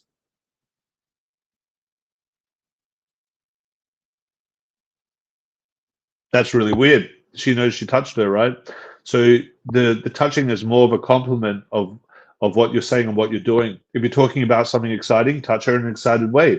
If you're talking about something, like a different kind of way, like you need to like comfort her, and it's something like emotional, maybe hug her. I don't know. It's like touching is it's like a supplement to what's happening in the situation, And if you touch the girl while you're having a good conversation, she doesn't even notice, and it just builds the comfort naturally.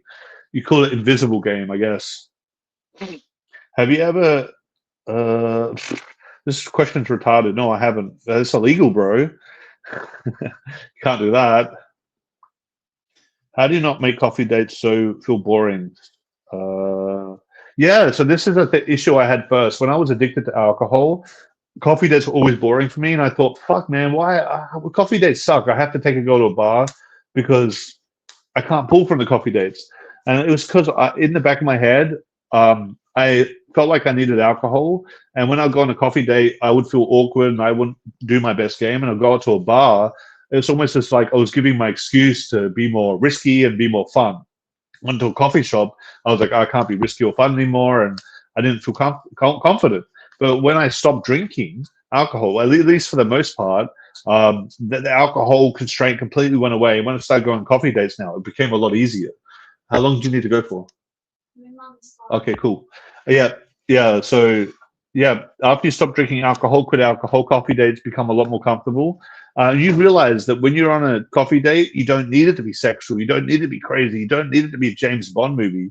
You just need key pieces of information. You need to know. You need to screen, find out what she's looking for, find out if you can make her comfortable, if you can engage in a cool conversation. My phone just timed out again. Every 10 minutes this is going to happen. Phone's going to keep timing out. But yeah, like just things in a coffee shop aren't going to be as sexual. Obviously, you just want to just have a better conversation, and you can move out of the coffee shop. What are you doing? You can move out of the coffee shop. Whatever. You can move out of the coffee shop. Yes, you can be in. Sorry, I'm just getting distracted because there's girls moving around the fucking room while I'm talking. You can, after you're in the coffee shop, your goal is not to stay in the coffee shop. Your goal is to move on. So you're in the coffee shop for maybe 30 minutes, and you're just thinking of ways you can take this interaction forward. So you can take us straight home from the coffee shop if you feel like you need more time. You can think of an intermediary place where you can sit more comfortable. Maybe you take her to a bar. You make her take her somewhere we can sit down next to each other and drink something else, not necessarily alcohol, or just walk around a bit and then pull her. You don't want to be in the coffee shop the whole time. It's just the start, and then you want to move on. What do you think of getting numbers of girls from non-dating sites which share phone numbers? What do you think of getting numbers of girls from? I don't know. I don't know about that. I've never gotten numbers from people that I haven't gotten myself. So essentially, it's just like you've acquired phone numbers that are completely cold. Well, you gotta engage them from nothing, right? So when you message them, you're most likely going to get "Who's this? Who are you?" Right? And then you got to come up with some story or engage them in a conversation. So I don't really do that, but I guess it's similar to cold DMing a girl on IG. So you just want to like start off with a fairly easy question to answer. So if you're cold DMing a girl on IG, you could ask if you whatever city you think she's from, you could say, "Hey, are you from New York?" If you're from New York, and it's a very easy question to answer, and you can start the conversation that way. But saying like something risky or something you say from a dating app or whatever wouldn't necessarily work. You just have to get this conversation started. To get the conversation started, you need to say something that's really easy to answer. So you just want a really easy opener that everyone can answer with a cold message like that. But no, that's not something I recommend or think you need to do. But yeah, if it's a models that are looking for work, I definitely wouldn't be DMing girls from there because they're really cold and a lot of time won't go anywhere. But you can try it out, and if it works out for you and other people, maybe I'll try it. How does height matter? Well, that's a good height. That's taller than me. You know, you're a good height. You can't complain about that. Maybe you could say you could be 200 centimeters tall, even taller. But yeah, it's just a decent height, you know.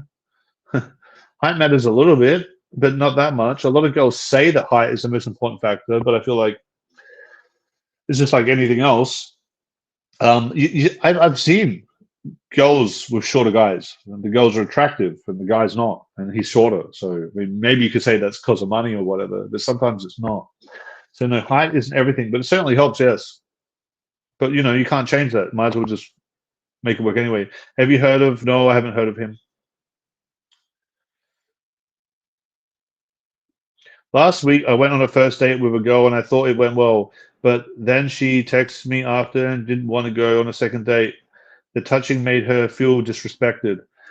Well, bro, sometimes that just happens, and just let it go and go to the next one, right? So maybe you touched her in an uncalibrated way. Maybe you could have been more subtle, or maybe she was just weird and it was never going to work out. But you just move on and keep going because the fuck that happens, you know. This shit happens sometimes. I go and escalate on a girl and she doesn't like it, and I just move on. I have abundance and I move to the next girl. No big deal. Sometimes I calibrate and understand her, and I can move through it. So it just depends. Did you read the situation correctly? No. Maybe you could have done it better. Did you read the situation correctly? Yes. Well, then maybe that was always bound to happen. Thanks, Brad. Is Brazil the best country for game? It's one of the best. I wouldn't say it's the best.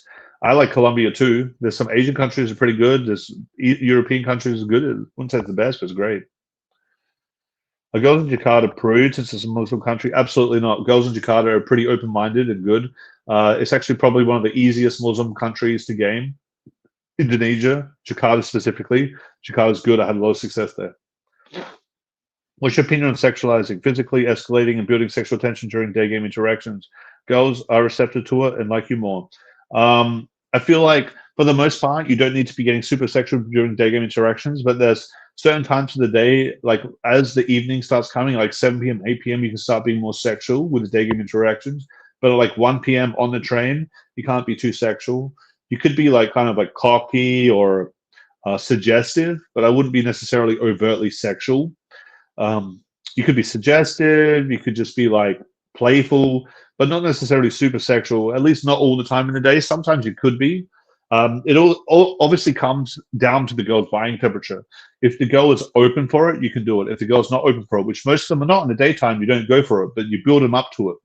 You find out if the girl's in a situation, if you can make something happen. If you can make something happen, take her on an instant date, you can build up the sexual tension and then it can become sexual. You create the sexualness out of nothing, essentially. Do you have a statistic for cold approach? Yeah, I mean, not necessarily, but yeah, look, this is really misleading because I purposely throw away leads because I have so much volume. I have so many girls I can meet and have so much abundance. I approach a girl and let it go. And she would be into me, but I just let it go because I have another girl to meet. So this statistic's going to be really misleading. You know, I've been with over 1,300 women and I throw away so many leads and cold approaches that it's going to unfairly make it look like I'm not as good as I am because I'm purposely throwing them away because I have time. Like I've got a student on a boot camp and I approach a girl and she's interested. I'm like, all right, well, I don't have time, and I let my student go over, or I just like walk off. And you're going to say, well, you just fucked up your statistic. You approached a girl and didn't pull her. Your rating went down. Well, that's on purpose. So now I'm not going to get into it, but it's still pretty high. You know, if I doing a day game approaches, you know, I can get maybe one in, I don't know, my 1 in 30 girls I can pull from a day game approaches. It's pretty good. I don't know. It might be more or less depending on the city. Might be 1 in 20, might be 1 in 50, 60 in some places. It's pretty good though. What topics are interesting to women to avoid a boring conversation, even if you are making statements instead of questions? All right, travel is interesting. Talking about things that are relevant to the city you're in and the environment. If you're in a nightclub, talking about what's happening in the nightclub is obviously relevant. Talking about things that you like, that you're interested in, your own hobbies, finding out what hobbies the girls have, and she's interested, you talk about that. Finding commonality, things you both like. So if you're both interested in video games, that's great to talk about, you know, commonality. That is a big one. And just there's things to avoid more than anything. Don't talk about religion. Don't talk about politics too much, you can, but religion's worse. Don't talk about family too much either. You know, don't talk about ex-girlfriends either, unless you're doing it in a way that's high value and you know what you're doing. But most of the time, we talk about that, it's not good. How much money do you need to live abroad? I don't know. I think you just need like maybe 50,000 US dollars a year, and you can live abroad.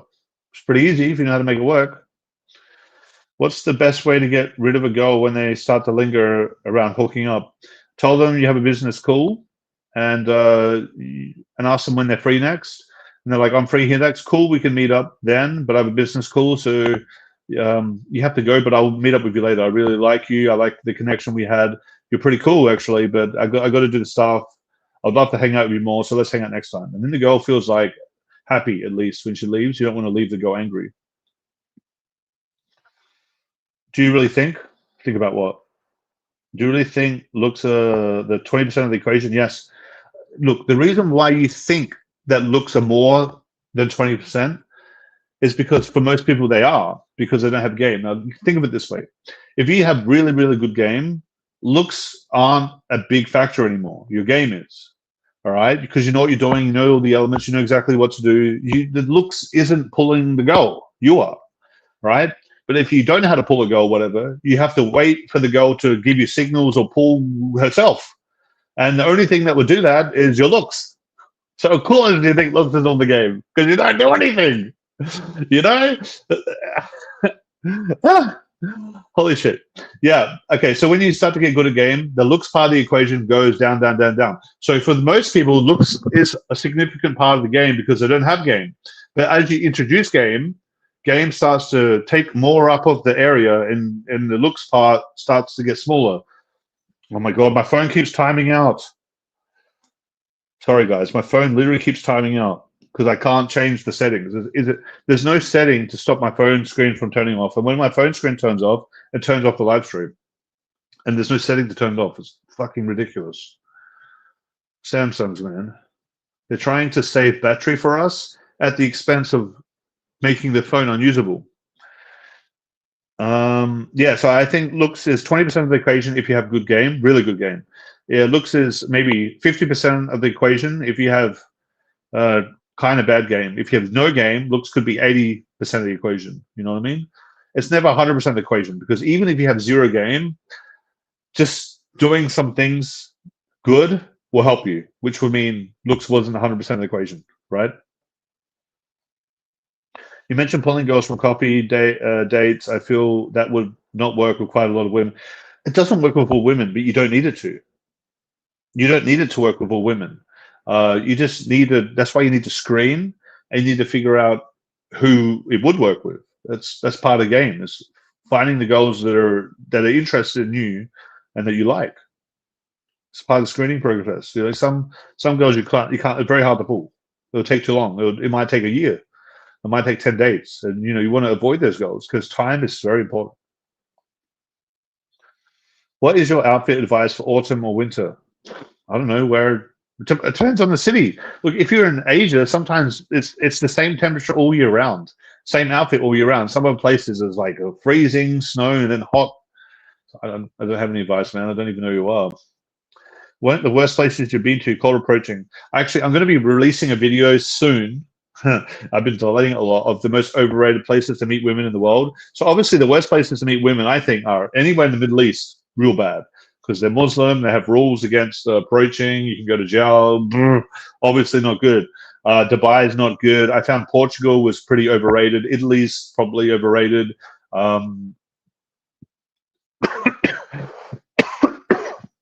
Sorry guys. And Costa Rica is overrated. Went to Costa Rica, it's not that good. Some places are overrated. Sorry, guys. I'm sick. I'm still doing this live stream. I'm going to probably sum this up. I'm going to probably sum this up soon. Holy shit, I can barely talk. My throat's like on fire. I'm going to have to sum this up soon, guys, but I'll try to get some more questions. How important is cultivating a fun and flirty vibe during your interactions? Flirting makes it easier to build attraction, sexual tension, and comfort. Girls are more emotionally engaged and invested. Yeah, so having a flirty vibe and flirty does help, but look, it's something you need to have a feel for and like just understand internally. It's not something you can fake. You can't just fake being flirty because the girls are just gonna think it's weird or whatever, and that's definitely not going to get the girl engaged. Or if it's a little trick or a little button pushy thing, it's not really flirting, right? So a lot of guys will try to flirt, but they won't do it because they're like trying to use a technique or whatever to flirt, and that doesn't really work. So it's also just like reading the girl's buying temperature and where she's at, and just saying stuff that's relevant but also edgy at the same time that kind of catches her off guard. It can come across as flirty, and just having the energy that you don't give a fuck, but you're also like interested in her in a sexual way. It helps. My God, I'm getting a lot of questions. My God, but I can barely talk right now. Is the best way to have a threesome? Is the best way to still have a threesome is to have your usual girl waiting in the hotel for you, bringing your girl back? Yeah, I talked about this. This is actually what I did. That helped me. That's how I had a lot of threesomes. I think I had like 40 threesomes that way. It was pretty good.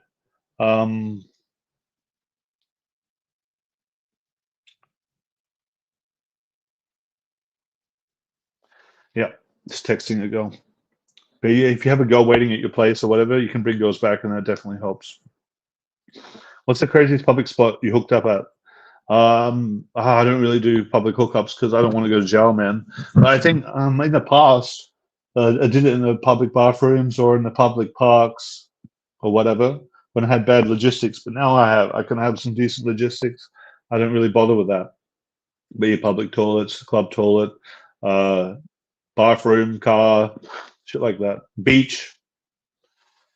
My favorite excuse to pull goes back to my house is, have you ever been to on the dark web? They always say no, it makes them curious. Okay, well, I usually say, I might say something like, I want to show you my cat, and I have like a cat hat or something.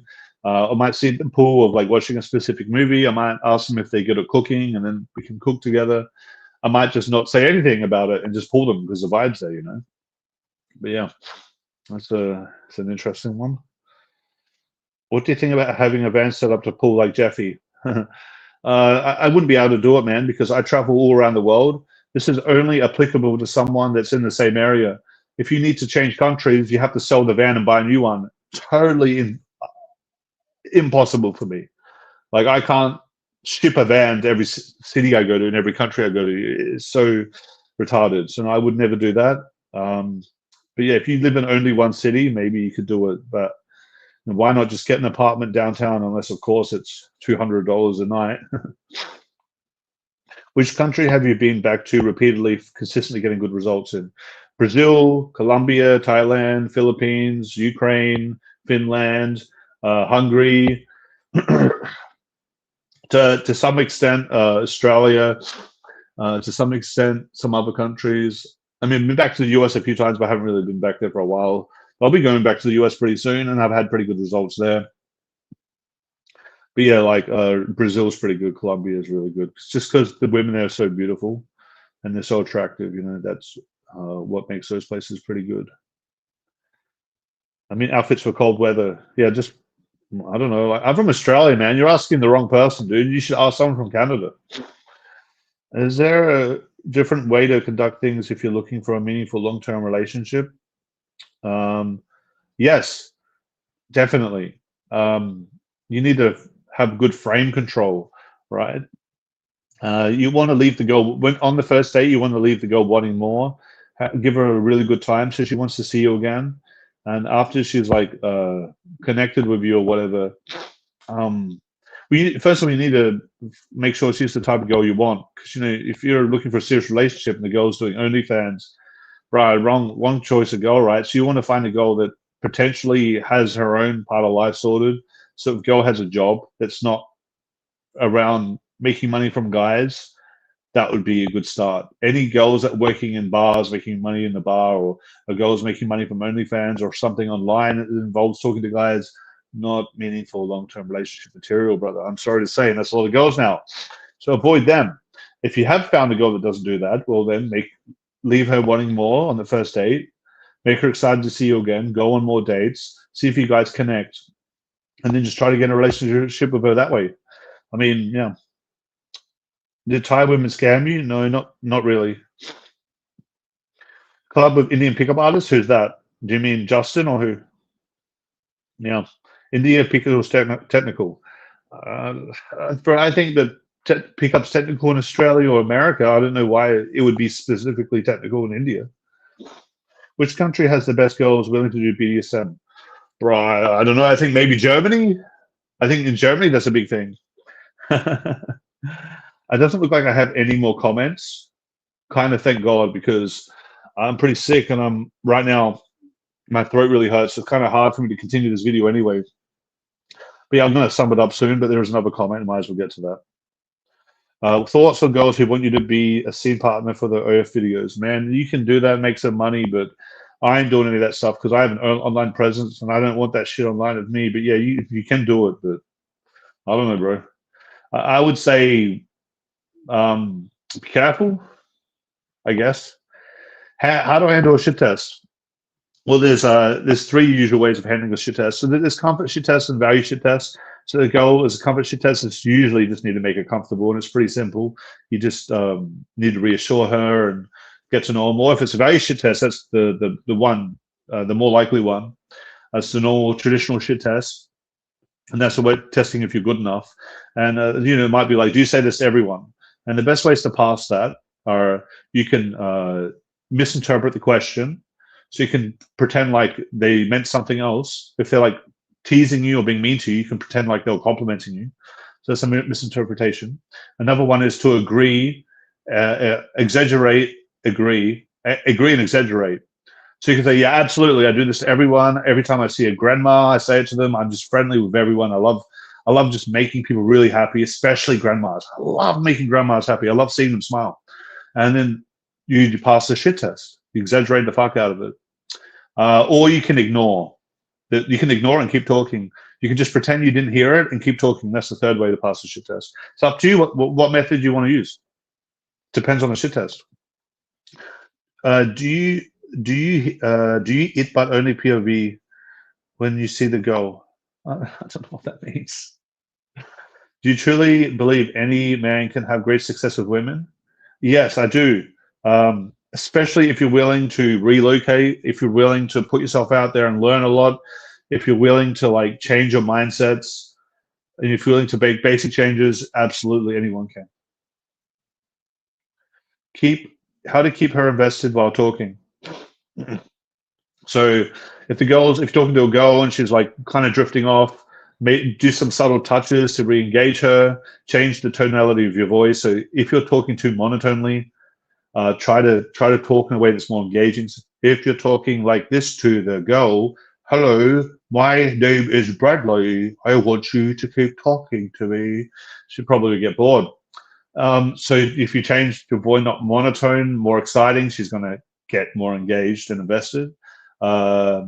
If you're more bouncing around, you're more playful. If you touch every now and then, it keeps the girl on her feet. If you're willing to call the girl out on her shit, if you're disagreeable, if you use more statements and questions, that can help getting the girl invested. If you allow her to talk and say what she wants to say, but not infinitely talk about BS that goes nowhere, and you can cut her off when you need to help her get invested. Yeah. How was the Belgian woman from your video? Oh, she's great. She's French Belgian, but yeah, she's good. She's good. Why women give shit tests to men? We just spoke about that. They're testing the value. The girl's testing if you're good enough for her, or if you do this to everyone, or if you're really cool as you seem, or the other way around. Coverage test. They're testing if you actually like them, or if you mean it, if you're genuine. Sorry, I was replying to Earth comment by the scene partner only film both yourself. Okay. Man, again, lots of comments. How can you be till it's weird to go on canvases to Daygame? Well, if you're kind of old, you can kind of play the idea that you're a professor or do PhD or you work there. That's what you could probably do. But it's kind of weird. Maybe if you think it's weird, but I think 50 is it's doing to your 50 maybe. But yeah, I think that's somewhat reasonable. But I think obviously it's a lot easier for someone that's like in their early 20s to pull it off because then they can say they're a student there. But there are guys that go back to university when they're older. Like I know a guy that was 50 still going back to university because he worked, he wanted to go get a degree. So you can just say that you went back to university to learn some more things. So it doesn't have to be that weird. Have you ever had to be careful and keep tabs on a girl giving consent? Yeah, the thing about that is if I think a girl is going to get weird or I'm unsure about that, I just make sure when she leaves that I walk her downstairs. I don't kick her out. Walk her downstairs. I say goodbye. I tell her, text me when you get home. I say, I enjoyed meeting you. Let's hang out again. I just try to be positive. So then there's a less chance she's going to pull that shit. Any thoughts on mystery method? It's an old technique, but there's a lot of stuff that was good back in the day when we had nothing. It gave us like meaning of this nothingness. We didn't have any ways to pick up girls or any thoughts about it. So he brought this whole stuff apart. He's brought this whole thing to fruition. So props to him. But I feel like a lot of the stuff you do in mystery method now, you could do it in better ways because it can be somewhat unnatural for a lot of guys. A lot of guys are so logical in their head. Doing all these routines and stuff does not help them. They need to get out of their head. They need to be more spontaneous with what they do, and they need to be more flexible. Did you train in any POA in the past? Yes, Todd Valentine, I trained with him before. Alex from 4 Week Natural trained with him. I learned stuff from some of the RSD guys. I learned stuff from my personal mentor, the General. And the simple pickup guys, I met them in person too. How should the first 2 minutes of the cold approach be, daytime or night game? The first 2 minutes is more attraction and not comfort, because you're there to just find out if something's possible, and you want to basically give the girl as much information about you in the shortest time span as possible. So when I'm approaching, I just kind of like, first of all, I just engage the girl and say something, and just like quickly read her body language and see how she responds, and then move on from there. So either she's going to be very interested, kind of like middle, kind of like not so interested, but being like kind of putting up with it, or just like full on doesn't not interested at all. And I have a different way of dealing with it in each situation. She's really interested, I can be really playful, risky. If she's really not interested, I'm usually using a statement of empathy and backing off immediately. Right, so yeah, it just depends. And the first 2 minutes is really just figuring out what the situation is and seeing what you can do with it, and getting the girl interested. Right, you get the girl interested at the start, and then later on you don't need to do that. How would you approach a cute chick walking her dog? I don't really approach girls walking the dog, because I don't find much success with it, because usually a girl walking your dog, you can't really pull her. But you could just you can approach her. A lot of guys approach a girl with a dog and say, "Oh, what's your dog's name? He's so cute." I kind of find that to be a little bit like, it's kind of weird, because if you like the girl, just tell her. Why do you have to talk to the dog? So if she's walking with a dog, just talk to her like you would talk to anyone else, and maybe you could mention the dog in the conversation. But don't. A lot of guys use the dog as an excuse to talk to her, and you don't believe how much. If a girl walks a dog and she has a dog, that's probably, it happens to all the time. It's probably the most common thing. Like every single guy, no guy's going up to her and actually talking to her. They're all trying to get and talk to her through a dog, and she probably gets very see-through. The girl's going to notice immediately what you're trying to do, and it's not going to give you any brownie points. What have you done to get more fit? Go to the gym, lift weights, do more steps. So yeah, go to the gym consistently, work your upper body. Sometimes your lower body, upper body is more important. Or obviously lower body is important, do that as well. Don't neglect that. And do more steps, walk a lot more. Walking helps. And eat more protein, eat less sugar. Really love your content. Keep sharing it with us. Really helpful, motivating. I appreciate it, man. That's why I'm here. This is why I've stuck around so long. I was gone for 5 years, but that was due to an event that I had no control over, unfortunately. Some media backlash, but I'm glad to be back. Have you noticed any difference with the quality of girls from before and after you started working out? Not really. I mean, maybe a little bit, maybe like 5 to 10% more. But it's not a huge boost, It's not like I'm getting double the quality or anything. I was already getting good quality. I could reasonably expect it to double, But for a guy that has no game, they could get a significant boost, because comparatively he hasn't got much else going on.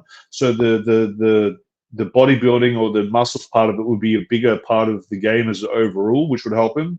But a guy that already has a lot of game, the good body won't help as much. But a guy that doesn't have much game, the good body will help a significant amount, because it'll just be a bigger piece of the pie of what he has, What is the advice for engaging in the conversation with a group? If I am with a group, I find the group keeps on talking, which often I don't. So you have to engage the group. You have to find out. So you're interested in the girl. You talk to the girl that you like, and you find out you ask her, who's your best friend here? Or who do you live with?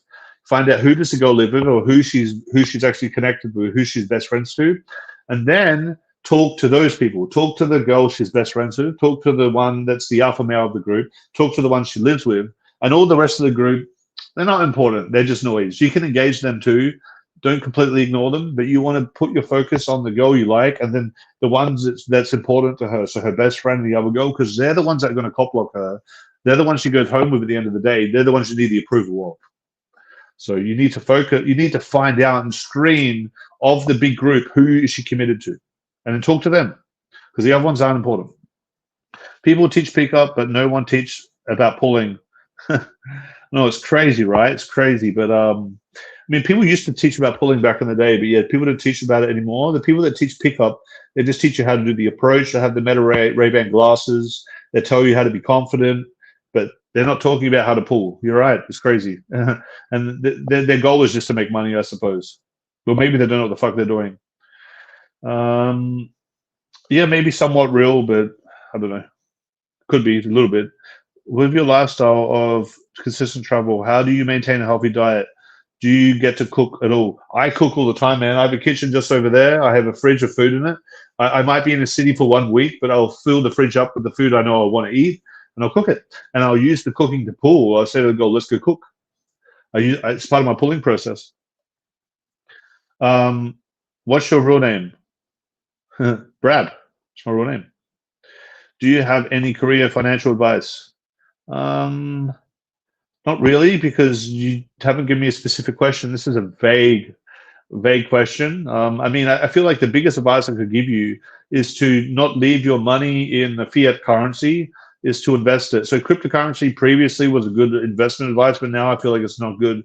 No one trusts cryptocurrency anymore, but to invest your money in things that don't lose value over time, because fiat currencies infinitely inflate over time. Bitcoin was invented to, not do that, but people don't like Bitcoin. So maybe you could have a little bit of Bitcoin, you could have some Ethereum, you could also invest in the stock market, you could invest in some properties, whatever, like maybe some precious metals.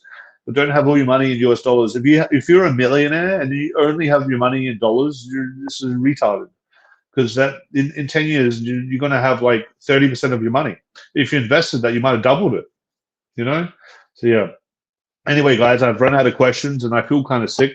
So I'm probably going to end this video here. It was a pleasure to do this video with everyone. As a lucky last, I'll get back to this question. Have you had any emotional breakup or you have overcome? Early on my journey as a man, I had a lot of emotional breakups and problems when women break up with me, weren't interested. I got heartbroken. I was sad, and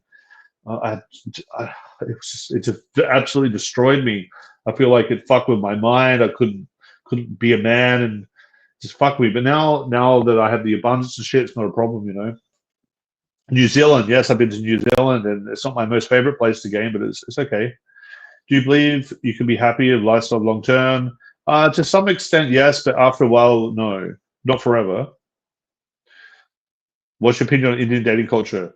Not much, bro.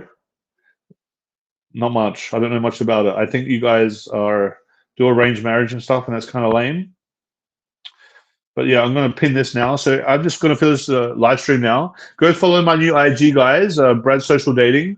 And also, guys, I'm going to be traveling once again all around the world. If you want to get coached by me, you can go book a free call with me and we can talk about it. If you don't want to book a free call and you just want to chat and text, DM me on that Instagram there and we can talk about how I can help you. And I'm doing an online mentorship program that goes for 3 months. And I teach you how to do online game, night game, day game, and completely transform your life so you can go and get dates every day, sometimes even more than once a day, and you have to complete a bunch of women. I'm going to show you how to do that and the whole process, whether it's the day game, night game, or online game, literally everything. And if you want to do the in-person coaching, I travel all around the world doing 3-day programs, 7-day programs, sometimes longer. You can hit me up for that same way, DM me on Instagram or book a free call. Otherwise, if you don't really want to get the coaching and you still want to learn from me, you can go get Day Game Seduction, probably the best course out there for learning how to meet women in the day. You can start like approaching and making stuff happen with beautiful women. Countless guys have had results with my Day Game Seduction program. It's insane. It does work. Dayseduction.com. And I also feel like online seduction is insane. It's crazy. Like the amount of leads you can get from that, the amount of results you can get from that. I made it and I was mind blown by myself what I had created. So you can go get online seduction, online-seduction.com. And if you want a cheaper product, you can go get the Bradicus Vault. It's only $37, and it has like maybe 300 videos in there, and there's a lot to learn there as well. So anyway, guys, I hope you guys enjoyed this video. And until later, like I always say, Bradicus out.